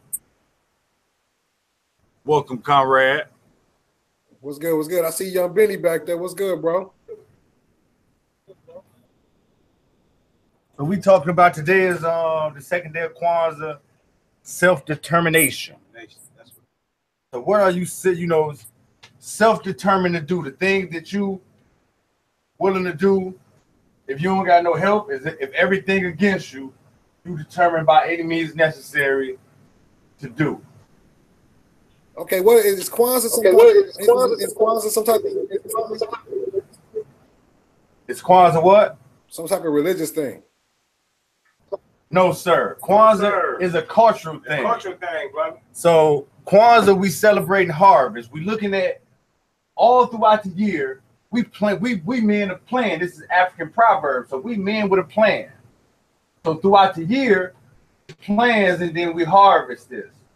Right. You know what I'm saying? Until the new year, we come up with different ways and strategies, things that we can hold ourselves accountable for throughout the year in order to plant these seeds and see them coming to harvest every year.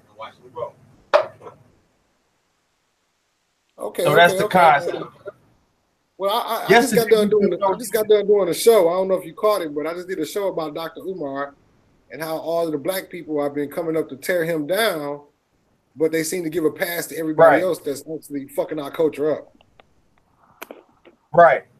We were just talking about that yesterday. We showed to Dr. Umar, you know what I'm saying, and the Dr. Boyce Watson and the different people who had a voice on the situation. And that's basically what he was saying. He's saying, listen, I'm robbing you. Y'all tripping because I'm robbing you, but y'all don't be tripping when the church robs.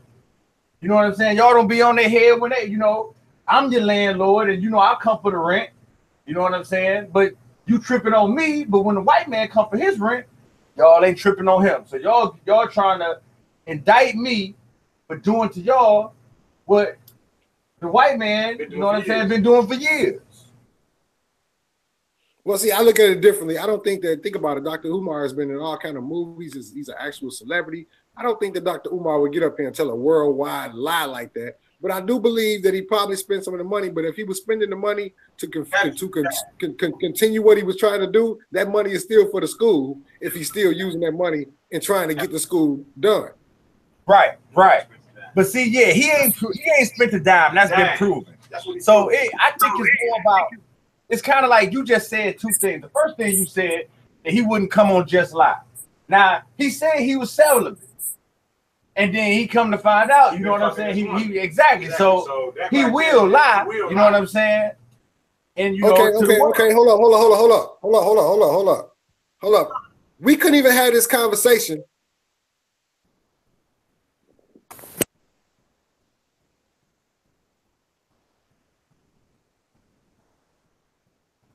Oh, he went out. He'll be back. But so he will lie. But everybody will lie. Fuck to look at it like that. Exactly. How much truth is in your life? Right. How much truth is in your life? Right. You see what I'm saying? Because we all lie. Let's get out there. Who's gonna protect that lie? Exactly. Because the only way a person will know about that, if you say you were celibate, if somebody else came and said he was hidden. Right. He fucking. So, you know what I'm saying? Right. Exactly. Hold on. Right. Okay. All right. All right. Now let me get back in there. We couldn't even have it. You couldn't even say what you said to me, Benny. If somebody didn't bust a nut. Right. Exactly. Seriously. That's how weird the Europeans is, where they got us to be ashamed of we couldn't even be ashamed of somebody if somebody didn't bust a nut. Right. That's how they got us fucked up. Something minuscule like that. Let me tell you something. I can tell you right now I'm celibate. Not getting no pussy for 2 weeks, and I guess what? I was celibate for 2 weeks. Remember when I said that? Now listen, LA, I did say that. Who's just say, if I say right now, if I tell Wood and I'm celibate.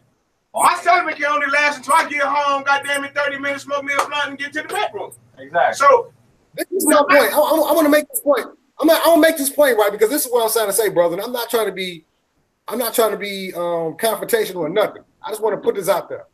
After I make this statement, tell me what black man has black people entrusted to allocate and promulgate our struggle and try to bring some progression. Name one black man that we've entrusted to the point where we will allow them to allocate our motherfucking money and promulgate our motherfucking struggle. Name me one black man that we have. Name me one. In this day and time? No, period. Well, Marcus Garvey. Hell no. We told Marcus Garvey ass up. Same way we doing Dr. Umar. But no, how we do that? He built a multi-million-dollar enterprise while he was black folks got together and got his ass locked up, say he was stealing money. The same way they doing Dr. Umar. But okay, let's see. You looking at it? Okay, let's look. We looked at it yesterday, right? Let's look at it like this too. You know, because we ain't against Dr. Umar. We with Dr. Umar. Shit. All I'm saying us on this show, we all fans. We with Dr. Umar. Okay, let's get this out the way too before we go any farther too.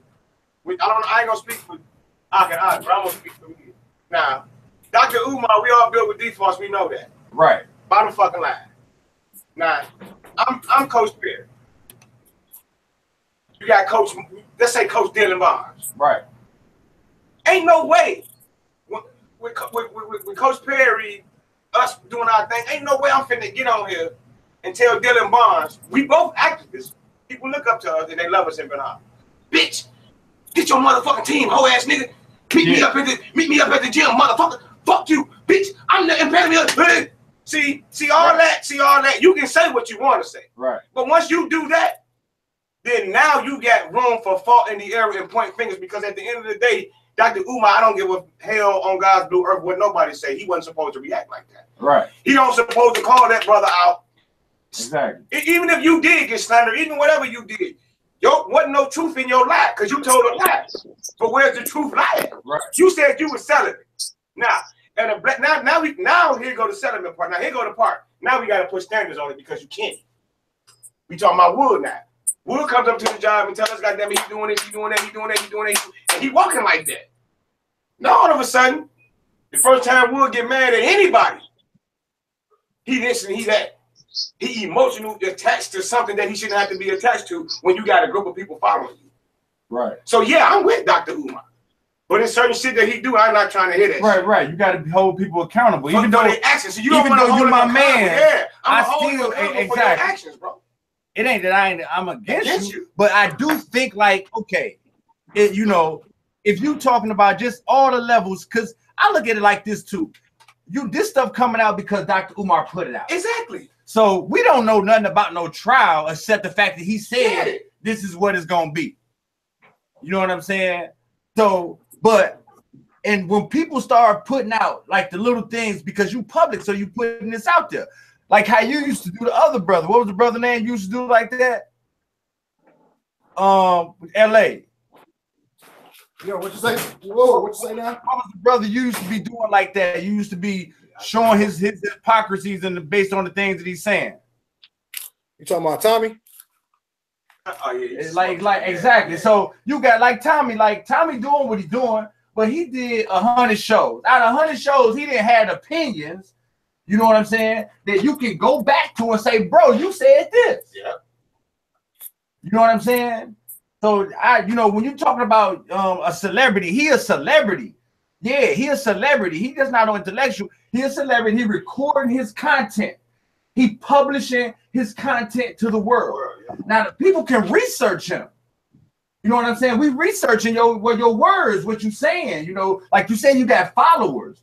So you got people who going back and you said you was celibate. You know what I'm saying? But then girl been messing with you for 6 months. Now, like you said, that ain't no big thing. No, it's not. But at the same time, you ain't even had to say that. Exactly. You know what I'm saying? If you want to be looked up as this righteous, well, yeah, exactly. Because your flaws, bro, it's like this. You don't think that every great man, I think, me personally. Oh yeah, every man period got flaws. But it's how you had your flaws. Right. It's when your flaws come out to light, how you gonna protect those flaws. Right. Look at Michael Jordan. Let's just say. Look at all the flaws he had in the public. See what I'm saying? Mm-hmm. It was okay for Michael Jordan to drink, clown, and gamble. Right. Now the next motherfucker do it, he can't do that. See what I'm saying? He can't do that. Because for one, Michael Jordan already got distrust with these honeys. Right. You know what I'm saying? This is how it is. See, I didn't tell y'all one thing and did another. Dr. Umar put that, I'm Michael Jordan. I'm arrogant, I'm mean, and I would kick your fucking ass. Right. And that's that. That's that. But I didn't really never see that in the public. No, but I'm saying like that's what Mike put out there. They manage his image. Yeah, I'm not gonna talk to you. You gotta want to talk to me. Right. I ain't volunteering to talk. You see what I'm saying? I'm not volunteering no motherfucking information. Yeah, you never heard. Let me point out two things. Everybody over here says that we're not against Dr. Umar, but first of all, I want to point this out because I did a whole show about this the other day. We have been trained and geared. We have been born and raised to self-implode on each other. That's just get that out the way first, because we'll say all of these things about Dr. Umar. I'm gonna point out one thing. We've been talking about this for about a good 15 minutes. Ain't nobody said nothing good about him. Have you noticed that? Secondly, y'all ain't said nothing good. I'm saying, what's the bad part? We're not talking about a good situation. It ain't that time right now to be. No, it ain't that time to be extinguishing bad and good. I don't we get understanding. Exactly. I don't even. We're not getting bad and good out of this. We get understanding from black economic. How we looking at things us as a culture. We're not looking for a bad or wrong or right. We looking for an understanding. What I ain't. Right. See what I'm saying? Right. I don't think it's a okay. bad. Well, this the weird thing. This the weird thing. People that you. People, it's like we was talking about. I never have a problem building with my mans. I never really take his criticism negatively. You know, because we ain't on that. Exactly. You know what I'm saying? Now, you know, if you come around and you thinking, oh man, this dude think he tough. You know, which kind of was like the Dr. Umar thing when he imploded. You know what I'm saying? They started calling people bitches, hoes. You know what I'm saying? See, because it come to it's like you said, I mess with you, bro. I feel you because you seem like me. But see, when you start calling me bitches, I'm going to have a problem with it. I'm a grown man. You see what I'm saying? So it do make me cringe when the people that I mess with, the people that I respect start doing stuff out of line.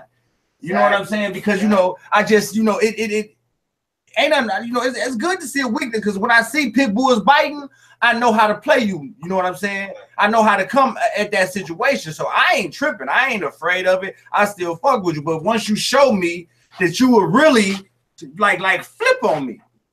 You know what I'm saying? And then talking about meet me at the debate when really this type of stuff you talking about, I'm trying to kill you at the debate. You see what I'm saying? But that ain't how you know what I'm saying? So but see, like I don't make enemies no more. You know, you see how, you know, me and Tommy Sotomayor, we actually friends now. We cool in the motherfucker now. So that's not my goal to make enemies, and it's not my goal to do a dick swinging contest every time I run into a person when we go to talking about, you know, real life social political issues. That ain't my goal either. So the point is, I'm just trying to get understanding because the thing about it is that some of the, if you really listen to Dr. Umar, he talks about this. Most of the people that do speak talk about this because we got to first be clear that ignorance and intellectuality cannot occupy the same space. So we already know he know what he's talking about. So when he talks about how Black people are going to try to take down the positive leaders, that's what they do. That's what they've always done. This ain't nothing. This is not new territory. Right. But I'm saying it still go to accountability though. At what point do you think? See, I kind of take issue as far as this goes. You know, a lot of these guys seem like rappers to me. See, rappers, they boast. I'm the king. I'm the over you other motherfuckers. You know what I'm saying? So when people rap, you know, on that level, you know, everybody I mess with is on a certain level. I don't really try to, you know what I'm saying? You know, it's kind of like what Benny was saying. When I build with you, I want to see you where I'm at. Exactly. I don't want to see you under me. Now, you may be under me at that particular moment, but I'm saying I'm going to give you what I got on that level. So I really don't see, you know, when it comes to that level, if we got to hold each other accountable. So if you my man's, right, and you know what I'm on, you know the path I'm on, but dude just slapped me. So I come to you like, LA, we finna kill this bitch. And then you like, oh, here go the gun right here. Let's go get him. I don't want to fuck with motherfuckers like you. You see what I'm saying? Because when you come to me on that, we gonna talk this out. We gonna, you know what I'm saying? We gonna make sense of this all. You know, I'm not finna give you the ratchet. You know what I'm saying? I'm riding with you. You know, no, we gonna think this stuff out. You know, not that I'm scared or nothing like that, but bro, we gonna, you know, we bigger than. See, let me tell you, you know, I run into the biggest problems. Like I just got done debating this this lawyer. He's a lawyer for the NAACP. He goes by the name of New Possibilities right now. He's a blogger or whatever. And I tell them these days now, I'd rather be a dumb nigga because you got to think about it. Knowledge is power. And the way that they have weakened us is to take away knowledge and control the knowledge that we consume. So my thing is everything that they're teaching us, the curriculum, you know what I'm saying, the religion, everything they're teaching us got a purpose to it. And if you master that purpose, then maybe you're the master of ignorance. You understand what I'm saying? Because it's like this, them are the people that I get to argue with, the niggas with degrees and the bougie ass niggas. Them the ones we get to argue with because they can't see past their indoctrination, period. which Dr. Umar will be one of them people. He wanted them degree bougies too. He, you know what I'm saying? He looked down on a lot of the conscious brothers who don't got degrees. Exactly. That's why him and Brother Pilot had the issue. When Brother Pilot came to him like, I can help you finance this school. If you got 700,000, we can flip that into $3 million. You know what I'm saying? You know, Dr. Boyce Watson, you know what I'm saying? These people reached out to Dr. Umar, you know, and he really was bougie with his whole situation where, you know, where he didn't want to mess with people. He felt like everybody was under him who really was trying to mess with him. But they didn't have the credentials that he felt like that he had, and he felt like he, you know, he the savior of the situation. He don't need no help. That's not negative. That's what it is. You know what I'm saying? There's a reason why Marcus Garvey went down. Yeah, you can look back and see. Oh, that's what got Marcus. It wasn't niggas. Marcus Garvey made mistakes. He made moves. You know what I'm saying? Just like his brother Umar, he started to make mistakes. He making more and more. I would want my comrades to put me up on them mistakes before I go too far. See, one don't endanger yourself for the sake of food. And if you know that this is what you're dealing with, why would you endanger?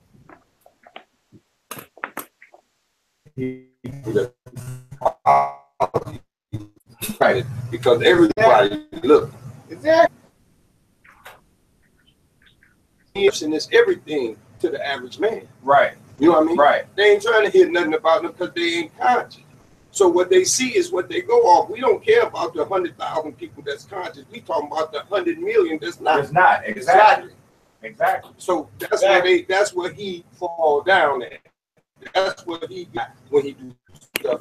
So they gonna be talking about him 5 years from now. But see, I think it's levels because on this level, put it that way. Well, I think it is, and this is why I say that. I think it is a place. I think there is a place for his period. An intellectual, aggressive guy. You know what I'm saying? So he on that black militant level. But so you see that he remind me of the Suge Knight of the conscious. See, they ain't gonna never forget this. He on camera. I don't care where they go. See, now he got to be humble. See, he can't come out and be this wise, and because of this basic thing, you allowed yourself to lose your cool. Right. He need anger management. Yes, you know what I'm saying? On the camera, like I said, it took a lot. You had to turn on the camera. You can't. You know what I'm saying? So either this was a plan. You want people to see you like this. You want people to be talking about you like this. Now you're not famous. You infamous. You know what I'm saying? Infamy is something too. You know what I'm saying? So, you know, I'm a mastermind. So I didn't turn on this camera and start saying stuff that I wish I didn't say. Right.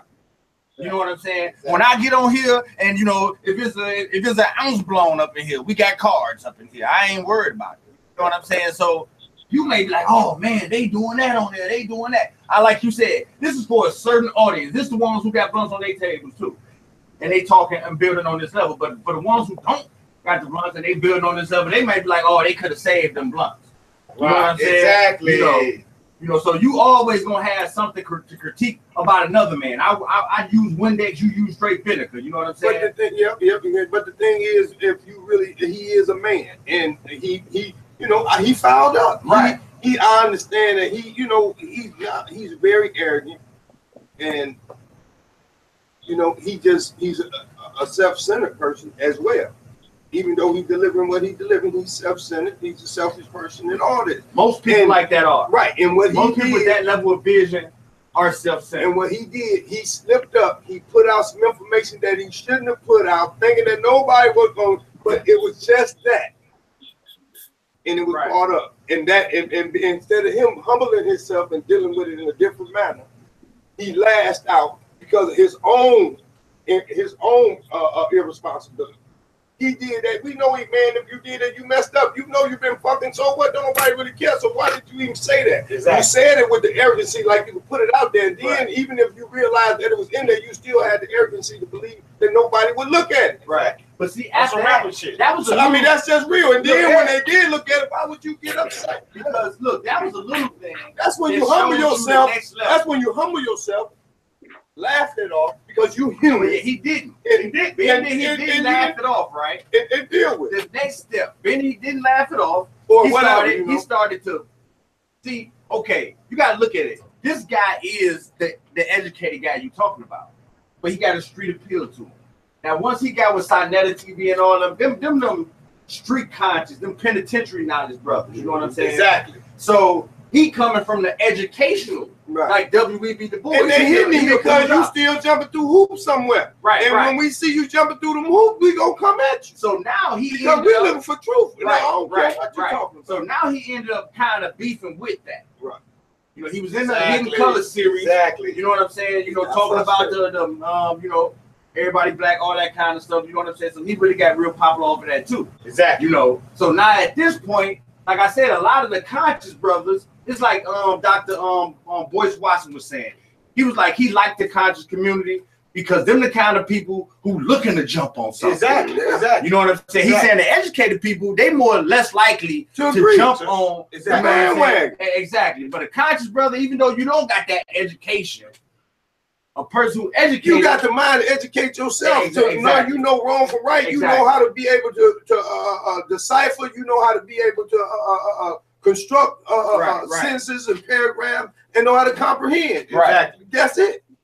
We're good. So Boyce, like, I think Boyce actually bounced off of like Dr. Umar. Yes. Because Boyce came, you know, Dr. Umar, everybody really loved Dr. Umar, that vision and everything that he was on. Right. Now, a lot of people were saying, because, you know, we know business, the people who, you ain't the only person who out here. Exactly. So there's other people who out here got knowledge of things that you may not know about, even though you got knowledge of things other people don't know about. You know what I'm saying? So when he came in, he wanted to build a school a certain way. He wanted to have that money, do it like this, do it like this. But people like Boyce Watson, like, oh, we can do an online university. We can do this, we can do this. He wasn't with none of that. So then Dr. Boyce put the online university, started putting educational products, all that kind of stuff out right now. Exactly. You know what I'm saying? So, he ain't even using 700,000. So in this matter, he making you look like you really got 700,000, ain't did nothing with it. Exactly. And I'm doing this with 20, 30, 30. Because the thing is, I believe he wanted to be out front. Who? Dr. Umar. So, but he was out front. But I think that's where he want to stay. He don't. I don't think he. I don't want to conglomerate and all these other faces. You heard what he said. He said, "I." Right. I'm the Prince of Pan-African. See, and the Prince of Pan-African. Ain't nobody do it. That's why he messed up. Now, see, it's all come. Everything happens for a reason. Come to light. Everything happens for a reason. He got high strong. He got up there.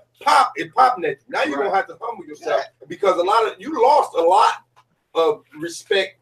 So for people who was trying to get with you, exactly. And they were looking for the nigga shit, the bitches in the hole, the pimp shit to come out. Exactly. Did we get LA?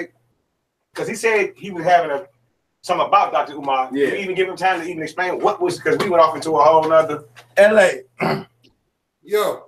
LA, what was you talking about on your show about him?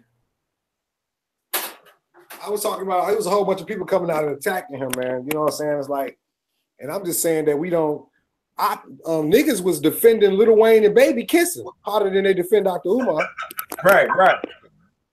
But see, that's the side that you're gonna get to defend that. Because people ain't conscious. Right. You gotta figure, bro. You gotta figure. You got way more unconscious people with unconscious situations than you do conscious. You gotta think about this. We invite the conscious community. Facebook, my friends, I got over like 5,000 followers. Like I mess with people heavily. And we have meetings and stuff on the compound. Not one has came. Right. They don't want to be conscious. Right. Everybody wants to be cool to say, yeah, I wear the seppies. I got the tight pants on.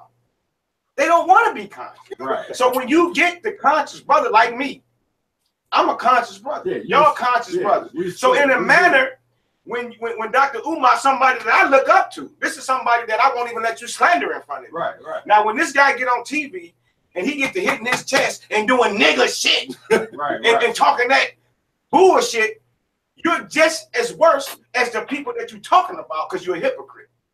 In any manner. I don't give a fuck, bro. It's like this with me. I'm a coach.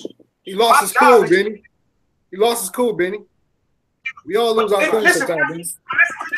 Listen to this. In a manner where you can't. Right. I can't afford to lose my kid and choke your son out when I can't get him to do nothing for me. Right. See what I'm saying? In a manner I can't do that. Right. Regardless, all those emotions and channel. All my emotions are channeled. But I'm saying, now listen to this. I'm saying it's differently, but I'm saying in that manner. In that manner, you can't. Everything you say, I agree with 100%. Hey, Benny, when's the last time you punched a nigga in their shit? Man, so long ago. I'm saying. Never no kids. Never no children. See, this is what I'm saying. This is what I'm saying.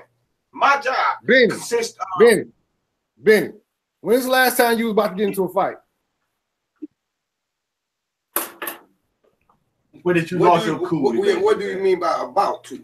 He said lost your cool. Talking like snap. See, it's but criteria don't fit criteria right here. See, listen, hold on. Let me answer that, y'all. See, criteria don't fit that, LA. Me talking shit to you from a distance, like right now, me and you talking, and I blow up, oh, you bitch ass nigga. That's foolishness, man. That's crazy. You cause no threat to me right now. Period. No, I'm making a point. I'm making a point, Benny, that you are a community leader. You are. I see you leading. But exactly. I've also seen you lose your cool on more than one occasion. I seen you punch a motherfucker. I seen you punch a motherfucker in their shit this summer. Who you saw me punching their face this summer? The motherfucker, the Mexican across the street. I was looking out the window. Like, that's what I'm saying. You didn't think he saw that? No, I didn't punch him though. I was in here with a hammer. Different manners, bro. Okay, I guess that's better. The hammer is better. But I'm saying, listen, just follow me, hear me out, because you, like I say, no wrong and right to understand. In that manner, LA, yeah, I ain't gonna think because I ain't got nobody watching me. My man's ain't there to say stop. Right. My mom ain't there to ooh. I can explode and do exactly what I want to be doing to this guy because I already pre-rehearsed this. Right. He had one time to get into it with me anyway. Right. And I'm fucking him up. See what I'm saying? We really can't use that. Now let's just talk about Saturday. Man, the referee cheats my boys all the time. I be wanting to go crazy, but I cannot afford to do this. Right. This is my source of income. Anyone, child, son, see me, mama see me, oh, you want it happened. A person came to me and told me, you know what, you need to knock Dylan Barnes and So basically what you're saying is everything is done in moderation. He got boundaries. Right. The thing in Uma, Dr. Uma, you know he got boundaries. He always have. This thing got beneath him to the point at that point in his state where he lost it. I don't hold him accountable for it. But I do know. Hold on, wait, you're not listening. I don't hold him accountable for it personally because I know he ain't nothing but a man. Exactly. But at the same time, in that manner. But at the same time, he knows his due diligence, his responsibility, and by any means necessary, you have to be able to maintain this image. Right. That's all I'm saying. So what you did to self. Yeah. Well, that's only black people. Let me say this before, because I can't get too deep into this conversation. There's too much. Let me check this out. we only as black people do that to our leaders. We got a motherfucking president in the office right now that said that we got audio of him talking about grabbing a woman by their pussy. Right. But our leaders got to be perfect. They can't smoke cigarettes or do a goddamn thing, or we won't believe in them no more. Well, that leads me to believe that we was looking to believe something bad about them from the gate. And I'm gonna say this one more time. Nobody on this line has named me a black person that we trust. So if we can't name one black man that we trust, we have to believe that we geared up to trust each other. As far as the Asiatic community, most people in America, period, they're unconscious. So yeah, they do this. They say this. They say that. I'm a conscious man, just pointing out what a man do up under certain circumstances, and it happened to a great leader. People who wasn't always grasp on to him, and people who was looking for some reason to spit on him and say he was this, he gave it to him. That's all I'm saying. And for some people he did, but for conscious people, you can't neglect all the things that he's done in the years and this and that and other, and all the knowledge that and all the togetherness that he's trying to give to us to put out here to become your own person, to come out some of this slavery that we in. I don't neglect I don't take all that away from him, but I understand what happened, and I understand what's probably going to happen with him as far as his viewers, as far as people who was looking to see something in him. He showed what the European American had been expressing to the African Americans for years. He's been expressing it to them for years. So he's saying this about them, and he, as knowledgeable as he is, and it's sad to say, he got out and he said no matter what, because the European man say no matter what, it's within him. He gonna bring that beast gonna come out of him. He's not silver. He's gonna be a beast, and he know this. And that's why I say, for a conscious person, he messed up. He messed up. But media with PR wise, you know, like you said, it's like you look, LA. When you turn on your camera and start talking, you know exactly what you're doing. I can't. You know what I'm saying? I can't expect. So you got an audience though. You got an audience where you talk to people like you. But all the time, Kingpin. Sometimes I lose my cool. Sometimes I say things that I wish I could take back. If that's the case, you do it all the time. But people expecting that from you. You know what I'm saying? Expecting it from you. You feel me? I mean, you get plenty of shows. It might shock people if you see me on the camera. You know, they lost my cool and started choking the motherfucker, right? You know what I'm saying? Now I got a case. I'm choking a person on YouTube camera, right? Now, it comes to a point of you don't expect that from that person. So for Dr. Umar, every time he did something that was unexpected, he just gave the naysayers, you know what I'm saying, like Dr. Boyce Watson, I would say, exactly. Well, I would say people who was already charming. You know what I'm saying? You know, they already seen your star, but see, sometimes you can be at a level of arrogance, because I'm an arrogant person. But you can be at a level. Hold on. Y'all keep bringing up Dr. Moyce, right? Let me talk about Dr. Moyce right quick. Yes, sir. Dr. Moyce Watkins. And yes, it's not a mistake. His name is Dr. fucking Moyce. Dr. Moyce put this female on over his channel. He gave her autonomy over his channel, and then he allowed this female to get on there and make a video bashing Dr. Umar when that stripper situation happened. That's where they beef came from. He had nothing to do with that. He said that. You got to listen to what he said. I know, but that's where the beef came from. Right. Well, I think the beef was bigger than that, as far as Dr. Umar seeing that Dr. Boyce was trying to be like him. You know what I'm saying? You know, because he talking about schools and doing the schools. Dr. Boyce pop up, he a doctor too. Yeah, you know what I'm saying? He on some school stuff. You know, so he do got that. He like, I know a lot of guys like that. You ever seen a rapper who be like, if you hear a song, be like, man, dude stole my song. You know what I'm saying? Yeah, I know one like that. Exactly. So, you know, it's competitive like that. So he like, oh, dude's trying to do what I've been doing. He know I've been doing it first. Any type of similarity. Yeah. So Dr. Even though it's the swag. Right. Of the whole community. Right. So now he like, you know, Dr. Boyce like, man, I want to get with you, Dr. Umar. Dr. Umar like, man, I ain't fucking with you, lame. You know what I'm saying? Because he got that personality. I'm a real motherfucker. Use a lane. You know what I'm saying? That's the street part. Exactly. So he ain't messing with him, you know, and don't say nothing about me. That's how he cut into anybody. Yep. He cut into Sonetta like that. Yeah, he cut into y'all with the money Brother Pilot like that. Keep my motherfucking name out your mouth, you bitch ass niggas. That's how he cutting into motherfuckers. Suge Knight of the conscious community. You know what I'm saying? You know. But how you conscious if you Suge Knight of the conscious community? Well, but I'm just saying. That's how he. You labeling yourself. You know what I'm saying? And at the end of the day, I'm saying. See, I can't come up now. As far as if I had even under a conscious situation, me being a Moor, I can't bring Dr. Umar up in my conversation now because of that.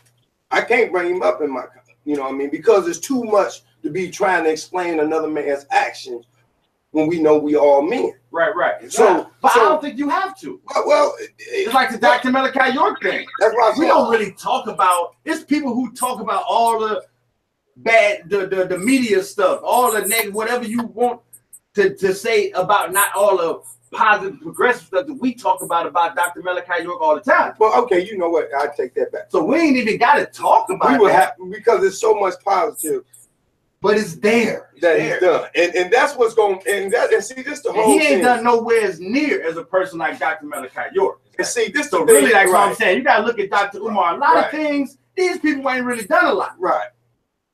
Dr. Umar haven't created a school. He's trying to create a school, but it's people who already the nation been had school. Did it. And they did it. You know what I'm saying? That's why he was trying to tell them, look, man, we can do this. I mean, Watson. Right. We can do this like this. Right. We can get this done this way. That ain't what he's looking for. Right.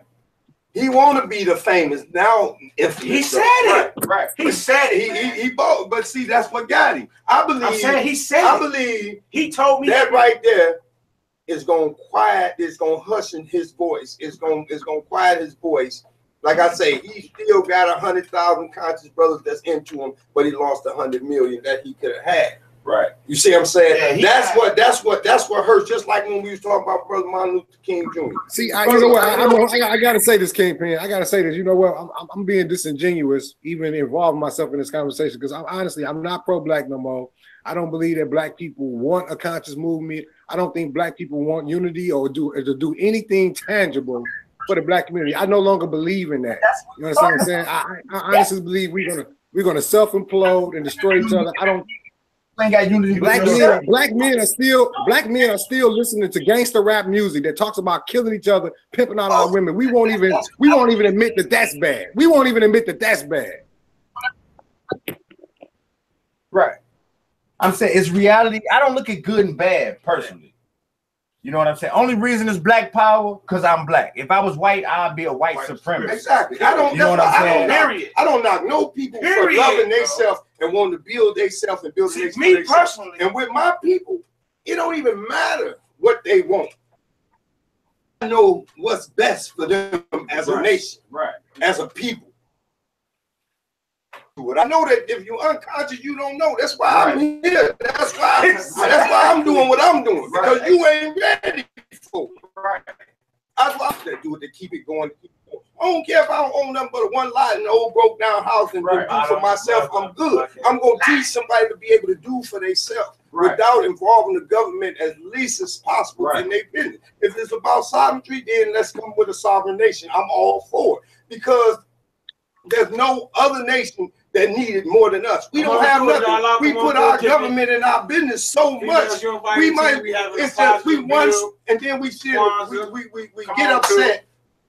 Up to a radio station in Benham, we on Facebook Live. We get upset when we get locked up, but we set up and let them make every law that points against anything that we try to do, or anything that makes us try to come up economically, whether it's good or bad.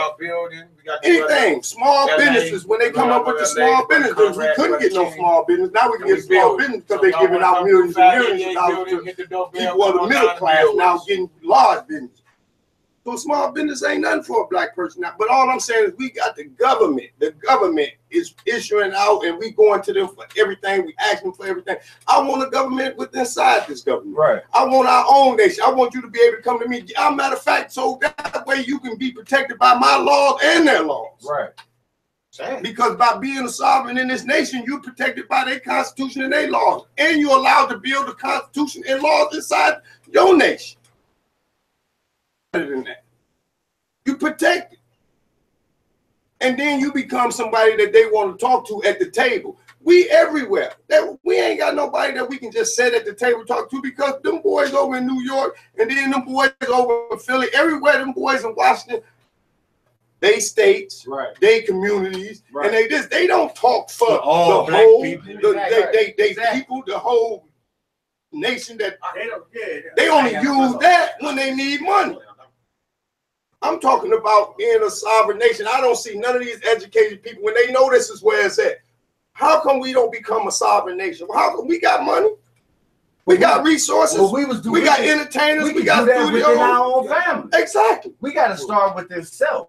Exactly. That's self-determination. Exactly. And that's what I'm saying. So that's why I feel as though they have to. It ain't that I have to believe, because I know that we're going to be We already together as one. We just don't know it. Exactly. And it's for me to keep them and make them recognize, to come back to recall who they are. And once they recall who they is, then ain't gonna be nothing to stop them. Once a man just like you is, brother, you say you done got to the point. I just got to the point that black people just don't want to do for one another. They just don't want nothing good for themselves. Period. But what did you do?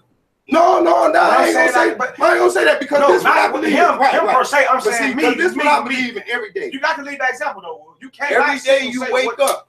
Every day you wake up, you got a chance to turn your life around and be a whole different person. You do. Every day you wake up. But I'm saying in this. So with that in mind, what is your plan? With that in mind, because he just had a conscious state. He had a dead conscious state. That's all. I'm saying like with me, if somebody say, yeah, man, I don't know what you doing, I can run it down to him. Yeah, but you can run it down. I'm saying I lead by example. I'm just saying like when he say like, oh, I don't believe in the people no more. For what? Well, if you I believe in what I got going around in my surroundings. When we come over here and build, I believe in what we build. Right. When I wake up, I'm saying this. But not even what somebody's saying. Yeah, who you calling? But not even what somebody's saying about what is you doing. But no, just being of a conscious state. If I'm delivering something to you, this wisdom. I'm delivering something to you that can change your whole world. Right. No matter what you showing. No matter what, I can be drinking a fifth of gin. Right. I'm your brother. I mean, this right here, I can drink this gin right here and be just as honest with you in the world. And I cannot drink gin and put on a suit and tie and lie to you through every teeth I got. See, that's not right. No, but I'm just what I'm saying. So my whole thing is I want you to be a part of this. I'm going to teach you everything that I got, and I'm giving this to you, and you telling me you don't want it. If we giving it out and they saying they don't want it, then they ain't the chosen one. They ain't the chosen one. Because many is calling, but only a few. Right. So that's what I'm on right now, because I believe in this thing. So ever since I came back, go ahead. LA. Is LA still with? Hold on a second. You gotta ask what? You got no? I ain't got nothing. I got a card. Go get some real. Go get the pack of real. That's what we need. I ain't got nothing. I can't wait till tomorrow. Chum the mice. That's why we drive. We build and drive. But yeah, you know. I need that to change because I don't even know what's on this card. I know I spent $1 off one of them a day. I don't know what's on this one. I don't know if I got any cards. Can you hear me? Can you hear me? I hear you, brother. I thought somebody asked me a question. Somebody asked me a question. What's going on? Yeah.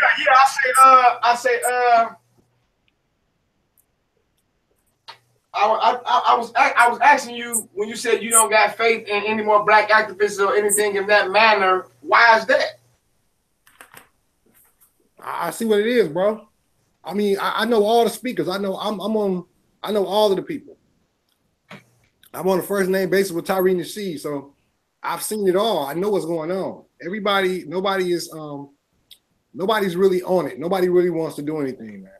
I'm dead serious, man. Black folks gonna fight you harder to keep white supremacy intact than you're gonna fight for them. Trust me. What is it that Tyree gonna go and want to do? What is it that they? What is it that they refusing to want to be a part of or want to partake? What was the rebellion? Yeah. I'm gonna tell you like this, bro. I've seen all of the conscious leaders, all of them speak. I'm being honest with you. Dr. Umar is one of the most thoroughest speakers for the black conscious community, and they are throwing him under the bus. I mean, they couldn't wait. People are coming out in droves to destroy this dude. Like that. Listen, I think it's more of this, LA. I think I believe what he said because they coming out, they trying to get next to the white man. Whoever can make this man dethrone him or decharacterize him and make themselves look the best on national TV, that's who's gonna be in line for the next handout at the table. That's all. I'm speaking for. Okay, I'm gonna think about the conscious. I'm gonna think about the Jesse Jackson did to Martin Luther King. I'm gonna ask y'all a question. Who's the best speaker in the conscious community? Dr. Umar, hands down. To me, I'm saying me as a personal level, Me, Dr. Umar, Dick So Gregory, please explain to me how did he end up on everybody's shit list? Say it again, LA.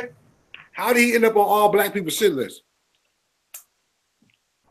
I think he's not on all black shit list, LA. I think that when this came about, the information that he volunteered, because like he volunteered all the information.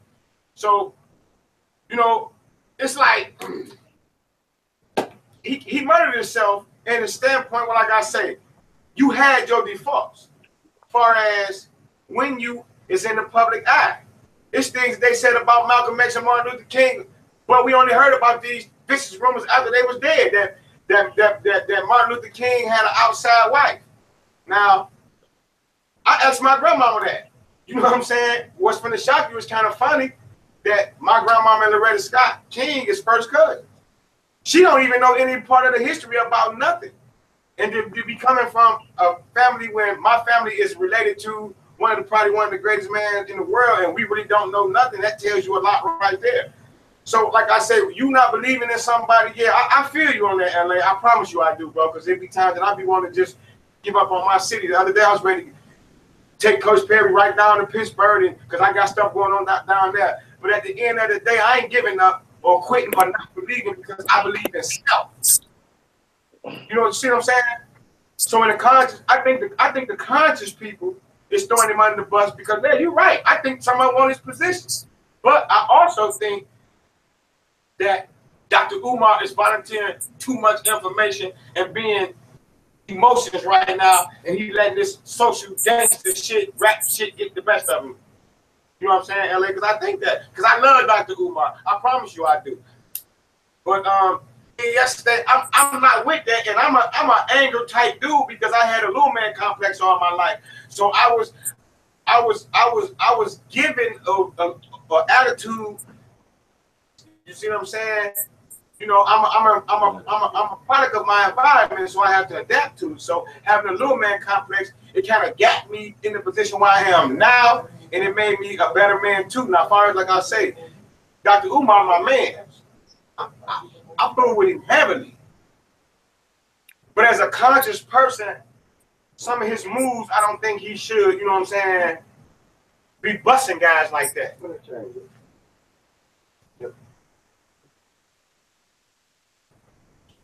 I gotta be honest, man. I haven't seen Dr. Umar. I haven't really seen Dr. Umar. And think about it. It's funny that everybody was, you know, talking about if his credentials was real, was his doctrine real, was his degree real. Now, he actually had a degree, but that was a big deal.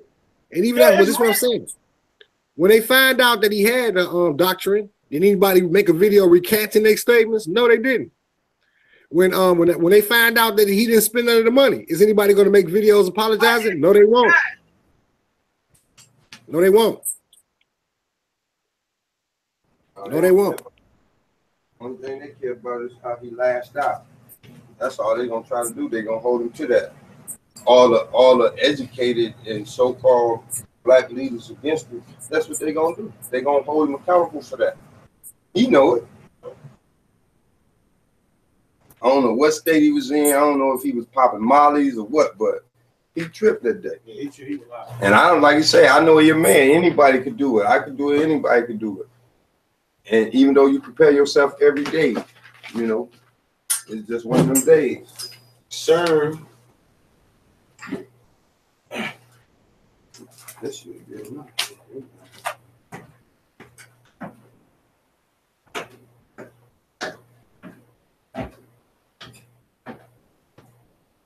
But yeah, in that manner, bro, I'm saying. But it ain't. But I'm saying he didn't spend none of the money, so he's straight, LA. You know.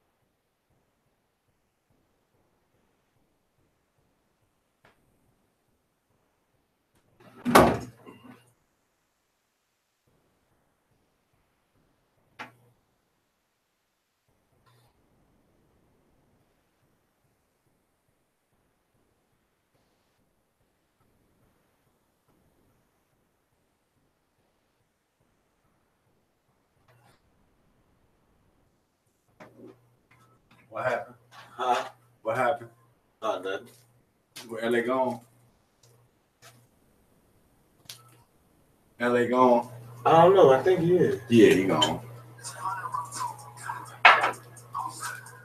What y'all was building on?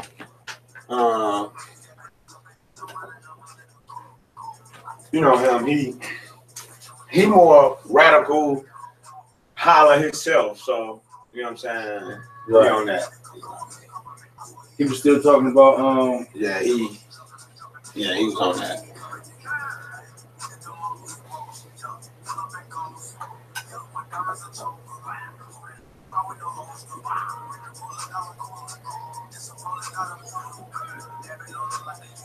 Big ups, and we talking about self-determination. Self-determination, second day of Kwanzaa. That 1804. Haiti was watching that, right? I don't know. What's it? Yeah, the history of Haiti. Right. That's the perfect example of that. So y'all tune in and see what's going on, and let me know if you ready to build on the. You know what I'm saying? On the Rock Newman Show, we'll delve into the Haitian Revolution, the only successful slave revolt in the Americas, with a special look at the new documentary, 1804, The Hidden History of Haiti. That's coming up on the Rock Newman Show.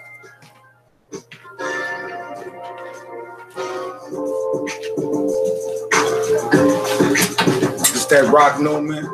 We talking about the that Rock Newman. We talking about 1801 Haiti. Haitian Revolution, the self-determination them brothers had to overcome their slave situation and become an independent republic.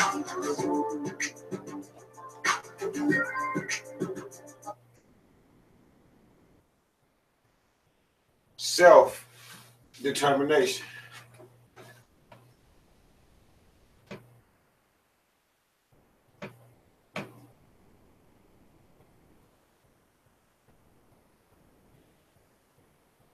Welcome to the Rock Newman Show from the campus of historic Howard University, located in the nation's capital.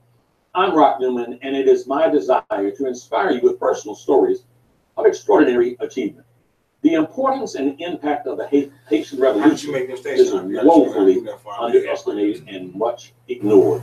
A new documentary called 1804, The Hidden History of Haiti, has been produced to set the record straight. Here's part of the trick.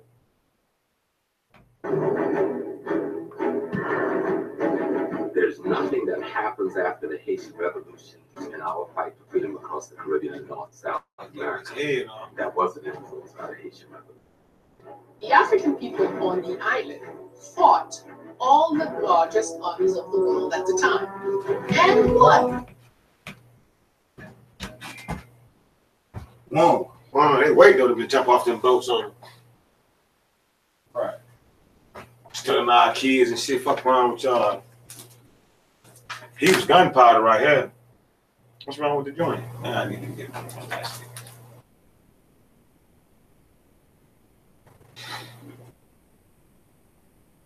It's something bigger.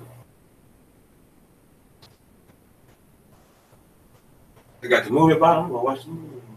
What? It's manifest. When you look at modern historians, when they talk about victories that Europeans had over non-white people, they always frame the narrative.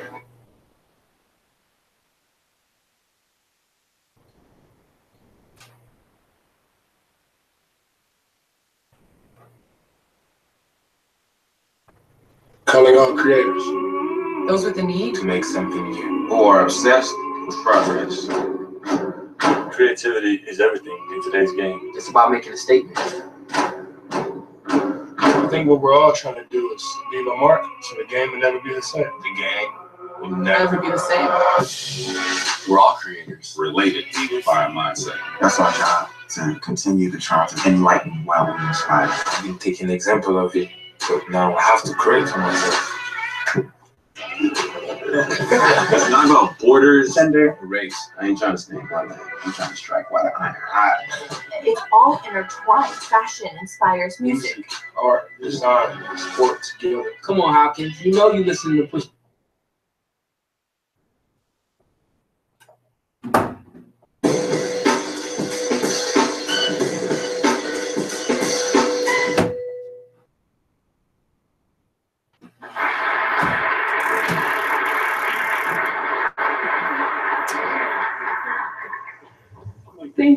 Thank you very much to everyone. Didn't expect all this, but Ona Respect, as we usually greet in our own traditional Haitian terms, Ona Respect, which means honor and respect. In says honor, I come in honor. And the public response is, we receive you in respect. That's why Haitians say, honor, respect. Before we begin, as we have malformation or deformation of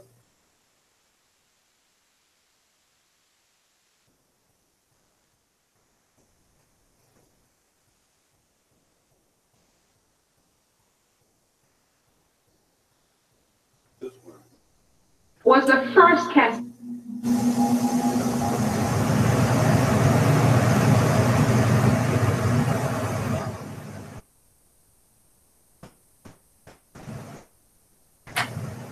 This evening on the Rock Newman Show, we'll delve into the Haitian Revolution, the only successful slave revolt in the Americas, with a special look at the new documentary, 1804. That's coming up on the Rock Newman Show.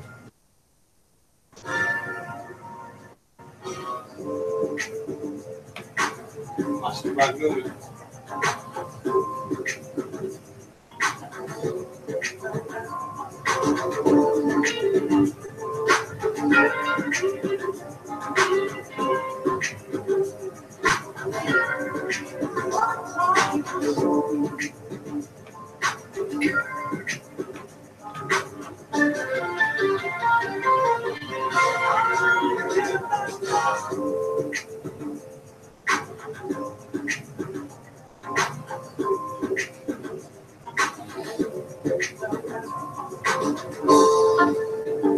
We'll move it. Welcome to the Rock Newman Show from the campus of historic Howard University, located in the nation's capital. I'm Rock Newman, and it is my desire to inspire you with personal stories of extraordinary achievement. The importance and impact of the Haitian Revolution is woefully underestimated. I think you got it. A new documentary called 1804, The Hidden History of Haiti, has been produced to set the record. Here's part of the trick. Can't tell. There's nothing that happens. I mean, it's just like, I mean, we got them like that too. You know, you got conscious brothers that know the truth and fight it. You know what I mean? All the largest armies of the world at the time. And he got obviously some things. Dr. Umar is a fake. Knock down the British. The Haitians have a pride about them. A revolution Can't put all this faith in is me. the most important thing to them. Guys, the first thing they instill is that you are the first black republic. 1804 becomes important because it's the date at which the implementation of the dream of real revolution and real equality and new nation status and the ability to defend your nation is manifest. When you look at modern historians, when they talk about victories that Europeans had over non-white people, they always write the narrative as victories. But when African people rise up and fight off the European oppressors, they frame the narrative as a massacre. Africans everywhere there was slaves resisted it. Haiti becomes significant because it's the first time in human history that an enslaved population actually overthrew their oppressors. Joining us now are Tariq Rashid, the film's producer, and Zili Danto, Executive Director of the Haitian Lawyers Leadership Network. Let me say that this is a constructive show that I have long wanted to do. Since I was a student at Howard University in the early 1970s, I came upon some information, did a little reading, had some conversation that made me think then that Haiti, in its history, probably was perhaps the most maligned, misunderstood, negatively propagandized nation on earth. I've had that feeling for a very long time. When I became aware that you, Tariq Rashid, were doing a movie titled 1804 about the revolution, that was very exciting. When I have been reading you, Zili Danto, for going on 8 or 9 years now since I met you in Chicago. Your writings have been revolutionary and brilliant, and an opportunity to do something here at the Mecca, Howard University, WHUT-TV. It is something that is thrilling, and it gives me a great honor to have you both. Thank you. So let's get into this. First thing I want to do with you, Tariq, is to deal a little bit with process. You produced this movie, you got it funded. Let me ask you, if you would compare and contrast, you did very successful filmmaking with the Hidden with your Hidden Colors documentaries. If you can compare and contrast that process with the process of making this movie about the Haitian Revolution. Well, the Hidden Color series, you know, we hit on a lot of different topics in those films. And this is an offshoot of the Hidden Color series. This is the first film that I've done where we're talking about one specific topic. And I wanted that topic to definitely be Haiti first, because that's a very important history, not just for the Haitian people, but just for African people globally, because it is an African story. And I thought it was very important to show this generation of how the Haitian people stood up against systematic racism, how they stood up to superpowers, and how that information has been deliberately suppressed. You know, for a long time, people have been talking about doing a movie about Haiti and the Haitian Revolution, and there's always roadblocks. I know Danny Glover was trying to do a movie about Haiti for a long time. Hollywood told Danny Glover that they're not going to fund his movie because there are no white heroes in it. But there's no white heroes in the story. So we wanted to tell that story without having to go to the dominant society, telling us that we need to interject falsehoods in the story. So we got the resources together. They want you to take dramatic license to tell a lie. Oh yeah, they would have had Tom Hanks's Toussaint Louverture. Yeah.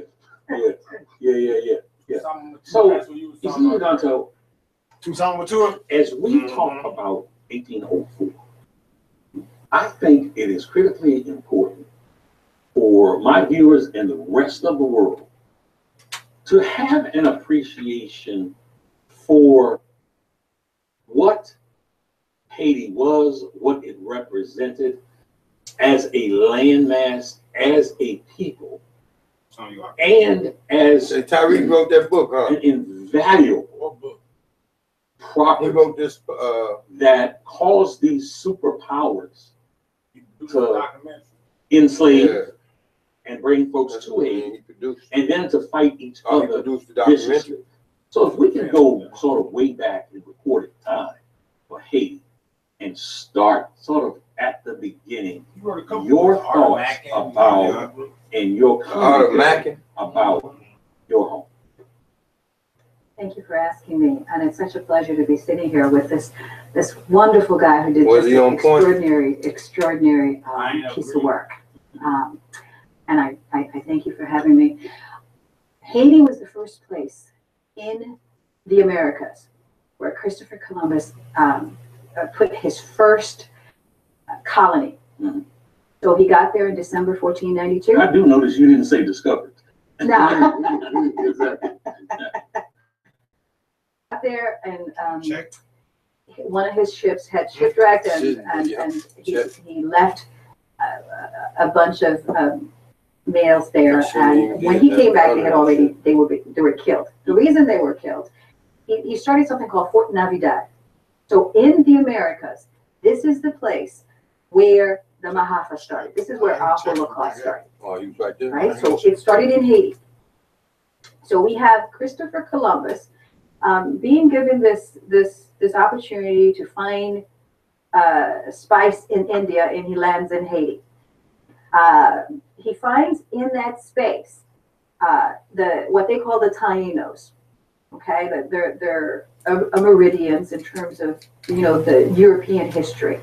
But I want to tell you first that Black are original to planet Earth, and they were there in the Americas before Columbus came. Okay, so there were about 3 different Black groups there. There was the Black Caracoles, there was the Black Aguinis, and the Black Arguejos. Okay, but when he landed in a space that was ruled by a cacique, a noble named Guacanagaric. And essentially, for the first 15 years, there was absolute genocide. Sure. He came in. He saw that he was looking for gold, and essentially they raped the people. They killed them, all looking for this gold. And that's something that goes on all the way till today in 2017. Yes. So but what we have to understand the larger story, because European story starts with what they call the discovery, right? Their recorded this is their recorded time, okay? But for us to understand what was going on in the world at that time, this was 1492, the fall of Grenada, right? So the first boatload of Africans that landed there as slaves or brought in as enslavement came out of the Iberian Peninsula, okay?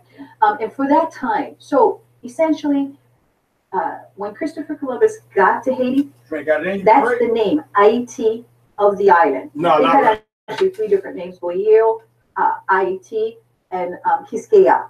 But the more popular name was Haiti.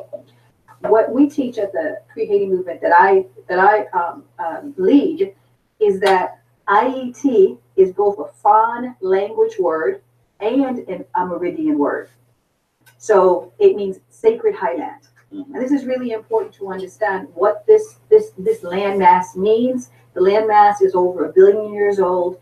They came in, it's a mountainous area, and what they wanted was gold. And essentially he came back and they set up, they killed the Indians. Within 15 years, they had killed over 1 million people. The people fought back. First person to remember is a woman named Ana Kauna. Her husband was named Kana. You know what? Let me stop you there, because this is exactly what I wanted you to do. I want to make sure our audience is getting it. You said over a 15-year period of time, over 1 million people were killed. A very serious genocide started there. That's right. Okay.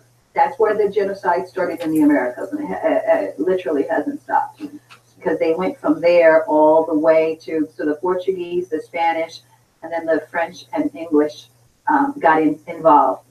And so those European tribes spent a lot of time taking other people's lands and causing so there in Haiti, what I want to understand is you have a population there that's like 1 million people. Columbus comes in 1492. 15 years, there's 1 million Haitians killed. How was it? What's the answer to how was it that a much smaller number of people were able to slaughter a much larger number of people? Was it their weapons? Weapons. And gun power. It's gun, the black powder, the boomstick, that war boomstick. Precisely. This is the reason that the Europeans continue to do this, because the evil of someone coming in and Haitians weren't losing with these. They weren't losing though. Better than the human life. It was something that they fought, and they didn't give up their land. The original folks on the planet never quite understood. But they've been poor. They've been in poverty. Various ways of killing the people. They ain't got no economic. Little guns. Deception. What's King? Louis or somebody, one of them Louis? We'll get you back right. And they repaid them by enslaving the majority. So we're not used to that type of deception as indigenous people globally. When the white supremacists left Europe, we didn't understand the level of evil that they had on them. So we still don't understand to this day. So, but the Haitian Revolution was about them understanding. They knew, like, that's a link. He knew. He said, I'm not going to fall for the same thing. Yeah, we're going to come up with it, but I did just want to, Yeah, so they use diseases, smallpox blankets.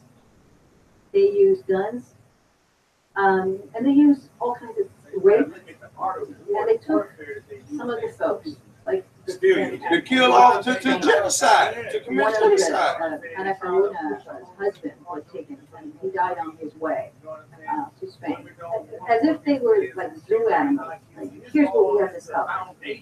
And so, and they put the people to work in a manner to get them gold.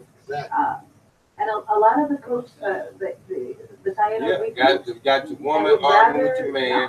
Got your kids don't want to do the parents say. They really you got this, got that. You got anarchy going on. You're locking up. First of all, you locking them up every time they turn around. Exactly. So they ain't getting no type of grip on their own life. Exactly. And so anytime they try to make a move, anytime you try to make a move, they get you. Right. So anytime. Today within within the African American, I saw something just recently talking about how ridiculous it is for colorism, that light versus dark, dark versus light, and that sort of thing. And something that started to happen very early on would be the impregnation, the rape, and the impregnation of masses of women, creating mulattoes. Mulattoes who were given a certain latitude well above the Africans and what ultimately became the slave, so that between now what would be the imperialist and ultimately the slave master was a mulatto population that helped keep in check the Africans, and so therefore color and race was interjected very early in the process. Right. So if we look at chronologically, so he gets there in 1492. By 1503, he's basically annihilated most of the population. And then there's a priest named Bartholomew de la Casa. He starts championing the folks that are dying and asks the Pope to allow him to bring in Africans. So in 1503, they started bringing in Africans as captives to work the plantations. So the Africans came, and that's when you start having what you're talking about, because the white man is the biggest rapist on the planet. So they raped the people. But in Haiti, though, it was, the lifespan was about 6 years because they worked the people to death. The lifespan of the slaves brought in. Right.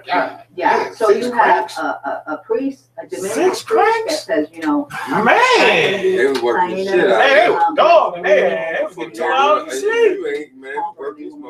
Yeah, that's when my ancestors got to Haiti, 1503.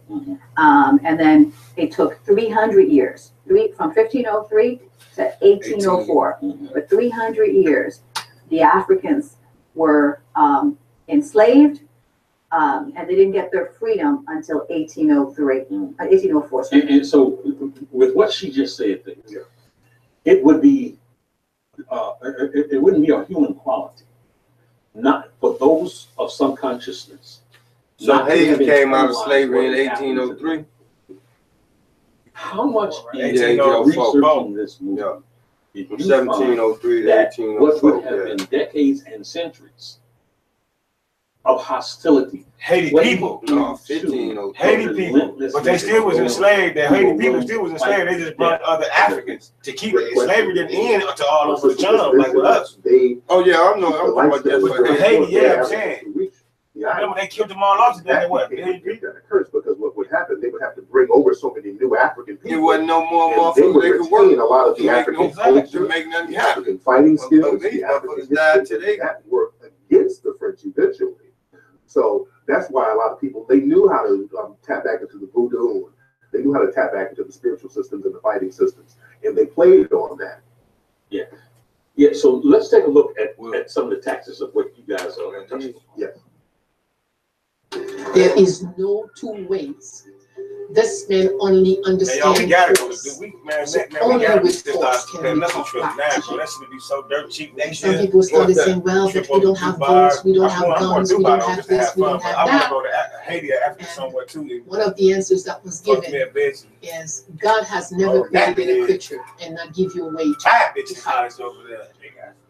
You sit on the stone, it is a tool while it's holding your body. And when you are attacked, you have your weapon under your butt.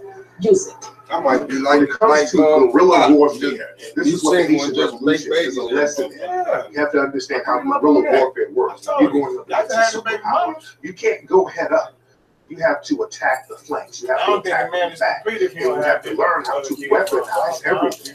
So the Haitians, they learned how to weaponize nature, weaponize rocks, weaponize trees, weaponize animals. Understand that? Because when they had the first voodoo ceremony, they had that in an alligator swamp. Now, they knew that the white supremacists weren't going to no alligator swamp, but they were just so in touch with nature, they knew they needed to weaponize everything. Something so extraordinarily tragic is what you mentioned about the enslaved Africans that were brought in. Their typical lifespan after they hit Haiti was 6 years. And that was as a result of the quintessential inhumane conditions of which they worked, how hard they had to work, how they were driven to produce, and just the again inhumane beatings that they received at the drop of a hat. Like with my family, that's like, one thing. So like my uncles and great men that are coming in, because like I can have a lot of kids, so like I can tell that they was breeding us, like get in and breeding us out. You know what I'm saying? You can just tell them, bro. I can let them have multiple babies. Me and my baby mama. There was a system started at three died, 2 sets of twins, 2 twins. Women. Yeah, but I'm saying though, I can just tell that.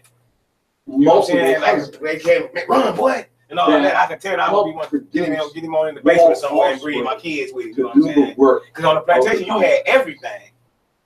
You had niggas just to fuck, niggas to fight. Yeah. You know what I'm saying? They bred niggas, they were dogs. It was like you say, you got a fairy flag, nigga. It was a privilege to be on a plantation where you can actually live in a hut. Yeah, live in like a have a family and stuff. Like that you had to earn that type of shit, and only on certain plantations. But southern ones didn't play that shit. You use one thing is to amalgamate, to reproduce, and I'm gonna take you all across this. You finna hit every slave girl like that. They gonna pay me good. Yeah, and then if you a big buck, I can take you and over across the island to the plantation over here too. Drop him off for the week. I'm gonna drop him off. Whenever they got off that boat, a lot of them ran away and went into the mountains. I just was trying to talk about colonies inside of Haiti. Yeah, I went to one in Missouri, bro. I went to the I seen some of the houses, you know, driving by. I went to one. I was inside one. Went to an outstall house. Listen, right here in the guy. Elvis house looks like a plantation. Right here in the guy. If you go to Missouri. If you go to Missouri, they still got the they still got the two sisters restaurant too. I just saw that. I'm going to that. 2 black sisters. I remember them. 2 black sisters that were slave had stayed. The restaurant is up and running right now to date in Missouri right now. It's called 2 Sisters. It's still built just like that in 1918 something when it still had slaves. It's still built and reconstructed culture. It's the same way in Missouri right now. I went down there with somebody, bro. I can't. Anthony Drake, bro. Anthony Drake. In their heads of what they brought with them that gave them the outhouses. They show in that space. You have people like Zabeth. The attic where the nigga stayed in the house. They tore the whole thing. I'm talking about gunpowder. Used to be a slave that they showed us the neck chains and all that. Nigga, people who kept running off. They showed us the thing when you ain't want to eat. Nigga, they'll put a thing in your jaw, bitch, and wind that bitch open. Open your mouth out, bitch. Have a tunnel, stuff it down your thing, lock it where you can't throw up. They showed us. I'm ready to cry. They would bury you alive. You feel that shit up in there, like you feel the spirits of that shit. Like you feel that shit. Like I seen that on somebody using it in one of their movies. It could be that one woman, for instance, her name is Tonto. What's up, boy? Oh, you ain't gonna eat, boy? Boy ain't gonna eat. I saw that. You ain't gonna eat. Yeah. And he came up in there, wired his mouth, broke. First, he chipped his teeth out. No, he knocked him out with the he chipped him, bitch. Yeah. You ain't gonna eat, boy? Got to chill him. Not because he wouldn't open his mouth. What was that, man? And he knocked all his teeth out. St. James, St. James. It was St. James. It was when the Hunky the environment in the war in Mississippi had their own little land and all that. And then they fucked around and got him drunk and turned his ass to a slave. Got him drunk and sold him into slavery. Oh no, that's 12 years of slave. That's what that was. 12 years of That's slave. a true story. That's when they broke his teeth out. Yeah, they knocked his motherfucking teeth out doing that. Changing that. Yep. And he negotiated for her. He's the one that wouldn't eat. That's why old boy from 12 from slave. That motherfucker knew he got that. I'm eating there. Reading on it. Yeah, I'm doing. I'm like, man, you better tell nobody to read on that. Right. Okay, so that's a true story. And that's a true story. Charles Belair, the general. My man was actually from Canada. You ain't saw St. James place? Man, you gotta watch that. Man, you got to watch it. That's the true story about when to get shot. St. James place. She refused. St. James Peterson, Mississippi, town they named after the people. When the war went on, after the war, they had a hole where they was escaping and going across the land, living over there. To take her head. Oh, doing the Civil War? Yeah. When Moses got famous, and in the end, black slave Moses. Oh yeah, you got to watch that. Don't make you ever saw Time to Kill? That's a story I ain't never heard. You ever saw Time to Kill? No. You're the filmmaker. You saw Time to Kill. When Samuel L. Jackson, when he had up in there and killed 2 motherfucking white men for raping his baby. Oh yeah. The same hunky in that, the lawyer, he the same motherfucker that's playing black man up in there. That man, it's a true story, bro. It's called right now in Mississippi. That's named after this man because of this. He one of the famous white persons ever in the world. He like he had an underground railroad type damn man. But he took them to a place in Mississippi, St. James, where the swamp was at. For like 3-4 years, the government. Man, it's a true story. You got it. You know what? What's the name of it? It's called St. James. You know what? I remember the preview to that. Man, you gotta watch this. That's called because they over in the war. You over in the war. They back in the war. When they was sending off to the war, and the cavalry was coming taking your pigs and all that. So he had got word like, look, they fucking us up, son. They you know back. He killed them in the military with. So he take his son back home. They court martial him and do all that old bullshit. He wasn't trying to hear all that shit. He killed everybody off, bitch, built his own town, segregated. For like 4 years, he had his own war. Yeah, man, it's cold. Like, it's a real story. It tells you, because I heard about the shit a while ago, and they finally made a movie to this shit. It's a real movie. It's in Mississippi. Jamerson, St. Jamerson's. But there's no world St. James produce this movie and not come across the faith aspect, the religious aspect. But what did you learn about the religion in Haiti? I learned how so much of it was still really practiced in Africa today, but it's really an African spiritual system. And what I really learned, I learned how it became negative and why it became negative. And this is what I wanted to relate in the movie. I talked about how in old movies in Hollywood, they would portray zombies. They got their own state, nigga. Freed everybody. Come over here, you free. We going to war for So I saw how desperate they were to demonize voodoo. Even now, I showed some clips where Free St. James. modern preachers talking negatively about Haiti voodoo and how it's that we worship and still goes on today. And whenever people in the dominant society are going out of their way to create a myth around us, I mean, let me research to see what's really going on. And that's what we do with voodoo. Tell me what's good with it. Come build with us. A lot of black people, we look at voodoo as something negative. Absolutely. And you know what's interesting? If you go to New Orleans, a lot of the mambos are white women. The white people going down there. White people going to Haiti learning voodoo. But they got us scared. Yeah. Okay, so talk to us about voodoo. Talk to us about the Catholic Church. That is a critically important aspect. Yeah, I just, voodoo ain't something I want to know.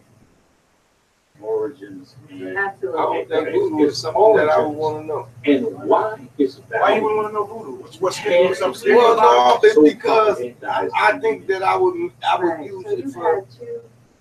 I think I might misuse it. Fighting for territory, the Portuguese and You think you want you a cat, get evil with it and shit, get the spell and do I think I get, you know, with that type of power, right? So that they got their master something and get that type of power, from the Pope. you know, that it gives. So the Pope would provide. I think I would probably misuse. I think I would the native folks deal with feelings and all types. So on August 14, 1791, so I don't know if that motherfucker won't see me come. I would be a black cloud. I have to be emotionally challenged. I've been a guy. I put an eagle for it because I'll be in all black. I'll be ready. I'll be vulnerable. You know, I'll give them the mystique that they looking for. If I had that type of, I don't think I'd be the right one.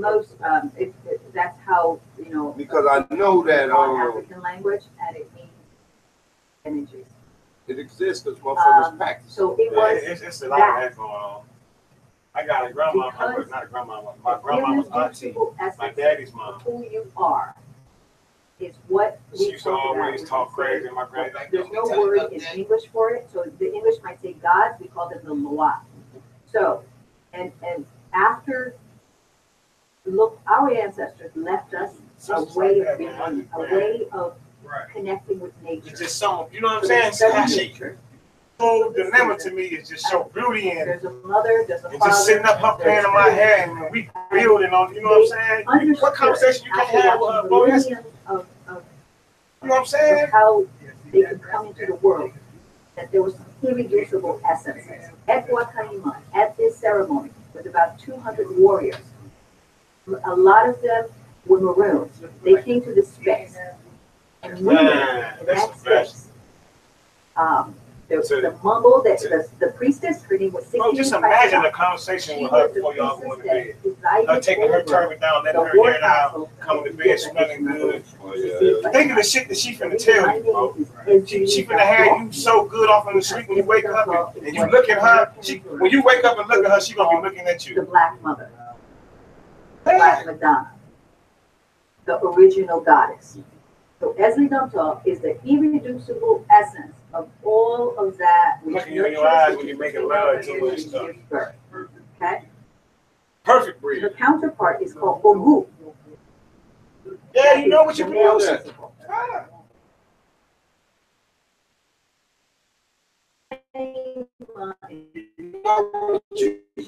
Essential archetype of a protector, of a father, of a husband, of someone who liberates. Ogu.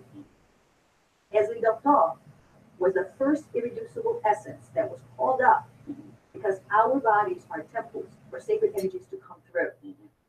Sacred energies of our ancestors, particular archetypes. So the female archetype in Haiti is Esli Danto. If you go into Atlanta, you might say it's the Black Madonna, the shrine of the Black Madonna, right? So essentially, Vodun, all of the tribes, spaces in West Africa, Congo, and Angola, all the way, right? They spoke different languages, but at Wakaima, they became one. That is the only unity in Haiti that's never wavered. No Haitian will tell you, I'm from Dahomey, they will say, I am Haitian. And in becoming one, they swore to live free or die. And that is live free or die. I'm taking that back. I mean, I'm taking that live free, but you're kidding me, man. That is all on that. And so those attempting to oppress must attempt to take that away, that to make that dark and evil. That's right. So, Tariq, let me go back to you as you're preparing to do this movie about the revolution. How much of that spirit did you find, or did you factor into what ultimately was the success of taking on all of these powerful military forces? To relay, because the people there, they understood if I physically die, my spirit is going to live on. So that the fear was gone. And without that fear, they were able to triumph. And fear is the only thing that really kept people in check. Even today, it's psychologically. We're African people, we're global, we're the global majority. And we keep forgetting that. We're taught that we're a minority. That's why the word minority is embedded in our brains to keep us in a fearful mindset. But the Haitian people, they were the ones who really got that fear out of their system. They were the only African people really to get out of slavery and overthrow their oppressors. And it was because of that spiritual system being attacked and that fear being gone and them understanding that they are going to live on. But that's what the cause and effect of was that. Yes. The cause and effect was it was a great thing that ever happened to stand up and fight. Preparing and thinking about. But when that happened, wanting to when the settlers and the Steelers heard word, don't go over there to that little island of Haiti. Them bitches killing. To a large extent. They got poison snake. They didn't venture out. You see what I'm saying? They stayed there. In trying to devalue. Yeah, I'm saying, yeah. This oneness, this all powerfulness. And what I thought was, because had they not been successful to the degree they were, bottom line, that in you know what I'm saying? I'm not, you know what I'm saying? In 70 and 80 and 90, of South Africans way outnumbered the oppressors. Had they understood this particular essence and this powerfulness, they would have risen up and taken over their country. Absolutely. And I've been to South Africa and I've asked that same question. How are they allowing this to happen? I've been to the townships in South Africa. And what I noticed, they have them divided. You have Black South Africans. I'm from this tribe. From mulatto, color. The colors live there. The blacks live here. So it's that division implementing on us that we fall for every time. So the ceremony took place, and it was the what you term, in essence, the trigger of the revolution, because the movie's titled 1804, but it was years. And you know, it's funny, a lot of people, after they saw the movie, they were like, I didn't know that it was a whole process. A lot of people thought that it was like something that happened in a week, in 1804, and they just overthrew them overnight. And people don't realize that it was like a 12-year process, right? Yes. And what I like you as a filmmaker, and then you as the homegirl historian, here, you know, I'd like for you to share from that time, from that 1791, what you learned in making this film about what the process was, how it happened. The film was out too, right? I'm watching. The process was about having the end goal. That's the leadership. Because see, a lot of times with us now, we're taught to just follow one leader. When that leader gets killed, the whole movement dies. They didn't let that happen. They said freedom, that's our leadership right there. We're going to be free no matter what. So if somebody dies, we're still going to keep the revolution going on. We're going to keep the process going on. That was very significant. And I learned a lot from that. So if you can share to your level of memory and understanding from that 1791 time, take us through that decade. Okay. So what I think really Tariq did such a beautiful job of showing is that we fight from one generation to the next. We build from one generation to the next. About the eternal, not the carnal. So, explain that for me. Okay. So, bullets are dust was the chat before they ran into the cannons of the Europeans. They literally went and put their bodies in the cannons and got blown up. Yeah. But they were stopping. They were going to stop this terror. I want Tariq, you and I, to have to face this terror. Yeah. The terror which now had been perpetrated over the course of 300 years. All right. So what people have to understand is that the African in Haiti understood what was eternal, and so it was about the collective, and death was meaningless because it only meant they were going back to the. What's up, baby? We good and on the truth. So if man, I go get my car tomorrow. Definitely coming up there, bro. My man, he got an African. We gonna go bring in the New Year's in with my man Swan.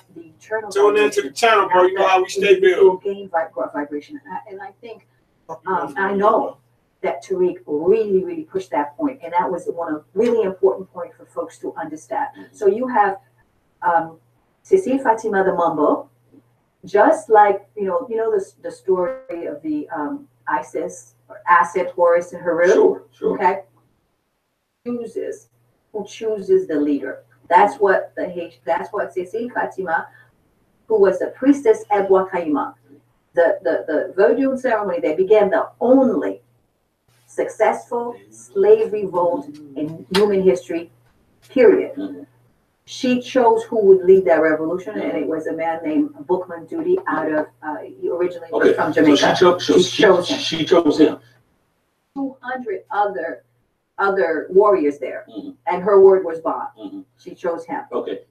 So Tariq, let me come back to you for a second. Okay, because she said it was obviously important for you to highlight the willingness to fight, the struggle, and what was the fearlessness as a result of understanding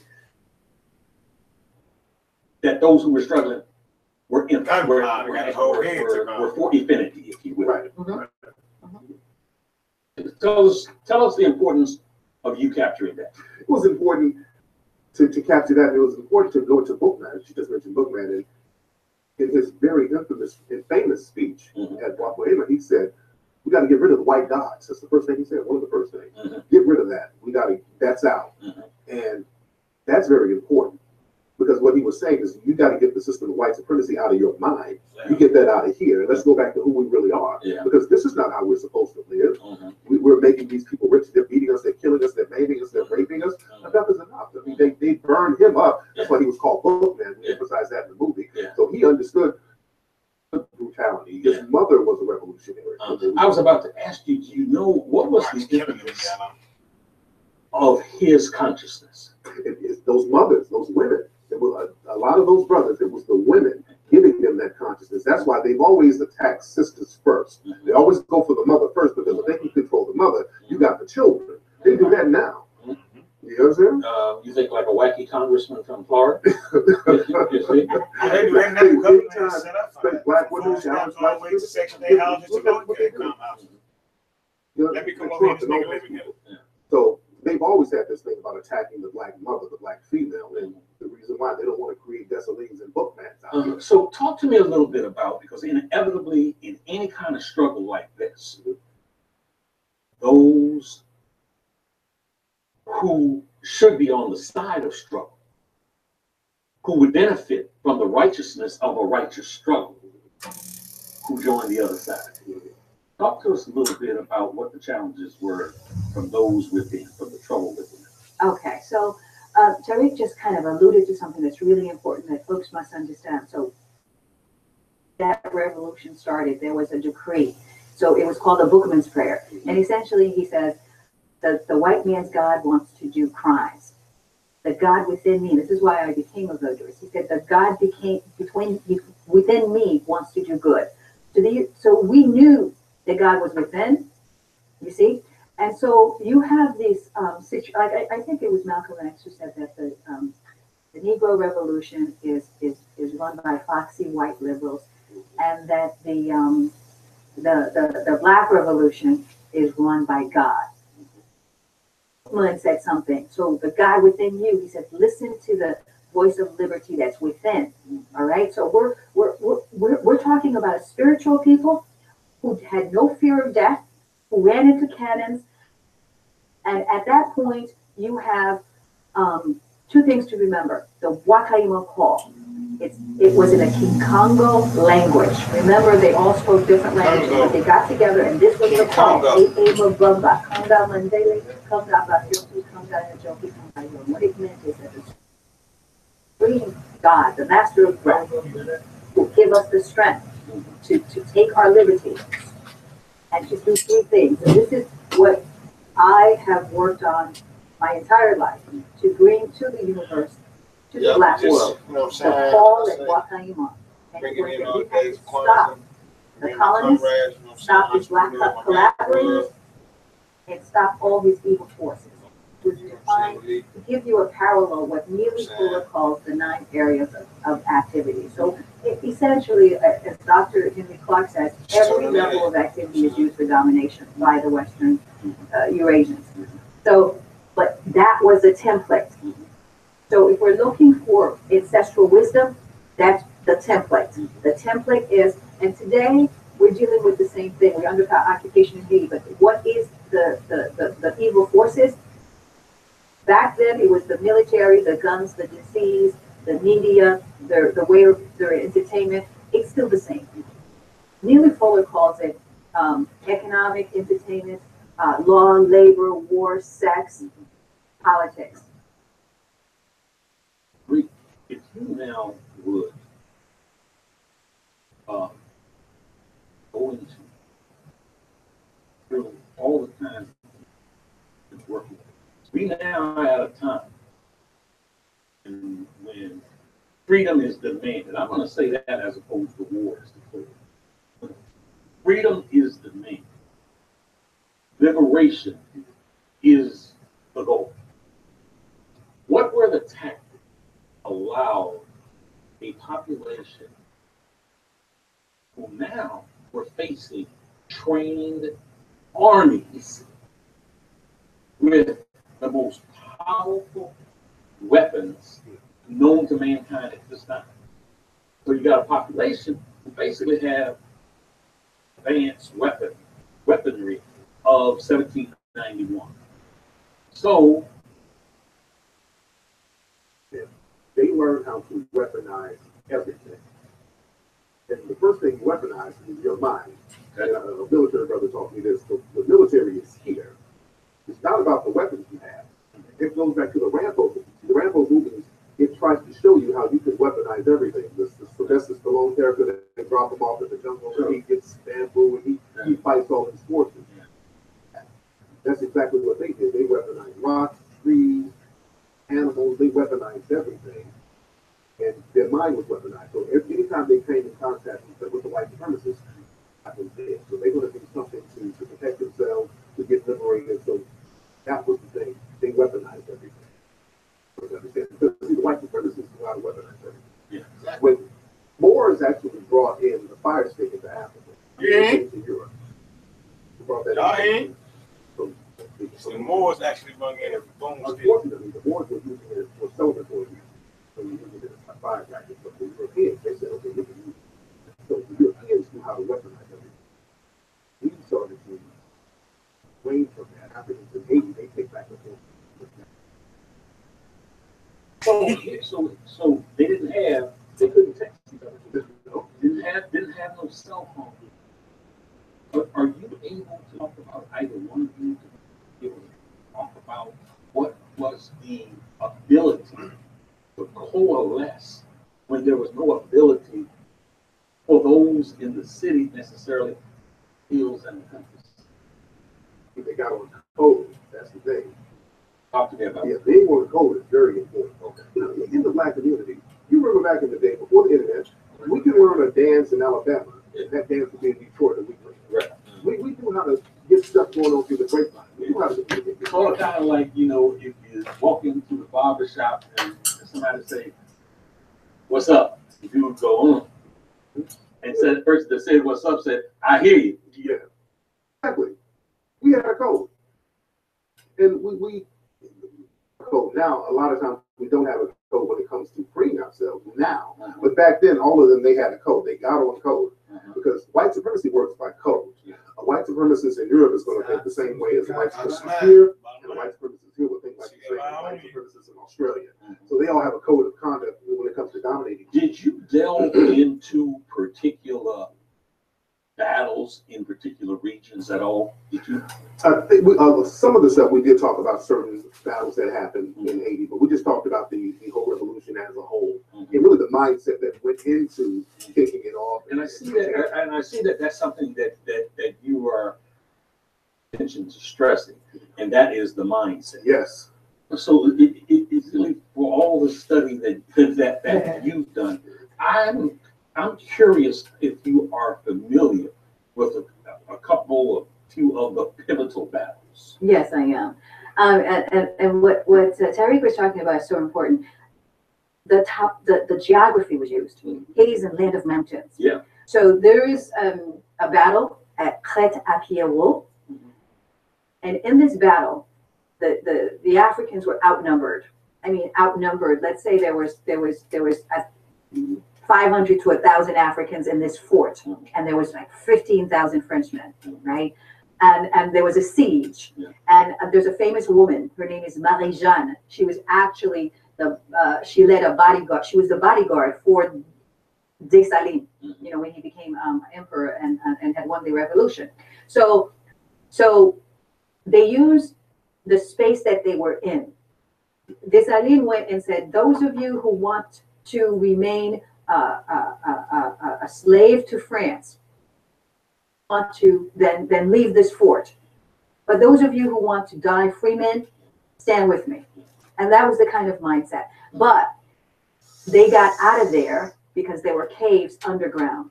Hey, they also fought. Sometimes the French was here, and also they found the Africans that was in front of them. They found another battalion in the back of them. Hey, fuck this. Let's go. And it's gonna get everybody shrink.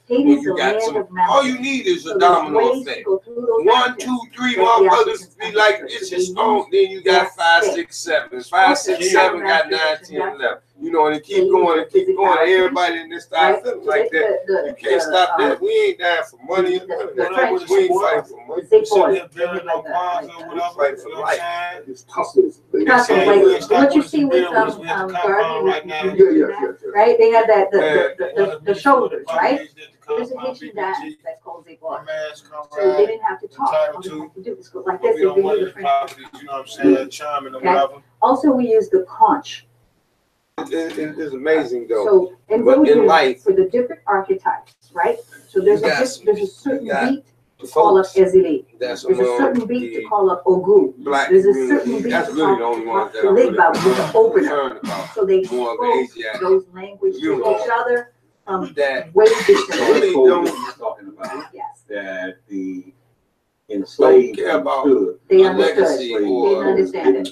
That's right. So that was part of that code. Of course, the final battle was called the Battle of Vertières. Something behind November 18th. Carried on and this is what throughout this land. You know what I mean? We know that our culture be recognized as a king. Be recognized as something on this earth. 2004, they came back on the 200th anniversary of our independence, and they brought they actually don't the French. The first time the French came into Haiti after 200 years was in 2004. They think JC okay, got it. That's legacy. There were is to be more than anything. 200. You see what I'm saying? They caught up on this white liberation ideology, this American dream that they didn't throw out there, and they think that to satisfy the white man as far as economically fulfilling your dreams is the way to get respect. They feel that way. They feel that's the way to get respect. Did you watch it? Did you look it up? What? The movie? Yeah, I just said no. What I'm really asking is, have they been given proper credit within the society? You usually give me one at least one smoke weed every life. I think they have. I think Americans appreciate that. and He'll be mean. saw that resilience. Want to get that Pontiac tomorrow. Something that they can lead. People Yeah, wanted to die and say, I'm not going to be a part of this system. I would rather become an ancestor and go along with this evil system. And I think that's what people do. That's what people do. I'm going to continue to live on through the revolutionary. As soon as I get in, I'm going to grab that morphine. I'm going to yeah, we back at it. We back on payroll. We back at it. 700-800 with no discrepancy in the money. My man told me, he was like, bro, come on up here. He got his own house. You probably know him from the joint because he did 17 years. You probably know him. He my man, him did 7 years. He's from Flint. He was one of them guys that he messed with Ben Harvey niggas, the Flint niggas. But he didn't even fool with Flint niggas because he shot half of them and all that old type of stuff. Yeah, he like, see, I ain't, just because you was from Ben Harvey, I ain't really, you know what I'm saying? But everybody know me, so everybody just like to me, but I ain't really, just like in life. You know what? I get incarcerated. Really, I grew up. Joint the best thing ever happened to me. I ain't gonna say like I'm glorifying the joint. I grew up in France, and it taught me everything that I basically know about the adult world. And that's the biggest fortress. I don't care if you blood related to me. Never talked about it. Never learned about it. You ain't got the common, the same common goal, or you can't respect mine. Then I don't care who it is. I don't deal with it. So there's so much that I learned, and I became inspired about. A kingdom like castle. We are going to. They got him in Pittsburgh at the website. But they're vampire castle, so I got to, you know what I'm saying? Tell us how you can reach. But they got him in the bird. Oh, okay, so I have the Nationwide Leadership Network. Yeah, well, anyway, they got man, what? They got the real deal. Castlevania joint. They got the real deal. They got the vampirism up there. You know what I'm saying? They been up there. The only way I want a castle if I can steal that motherfucker. That's how I want to go anyway. I want one. I want hard. For a compound, that'd be a castle. I want it built like a castle. It was your film debuted last week. South Tennessee on today on South. I looked one up in October. All sold out all around the world. That's sold out over there. People are loving it. We can do that shit out. Or do it ourselves. Instead of putting the money in. Design that bitch like a little man. That's like a little castle right there down the street. Where this is to be continued. Happily to be continued. Which one? Right there, first folks. Oh yeah. Castle made out of bricks though. We take bricks.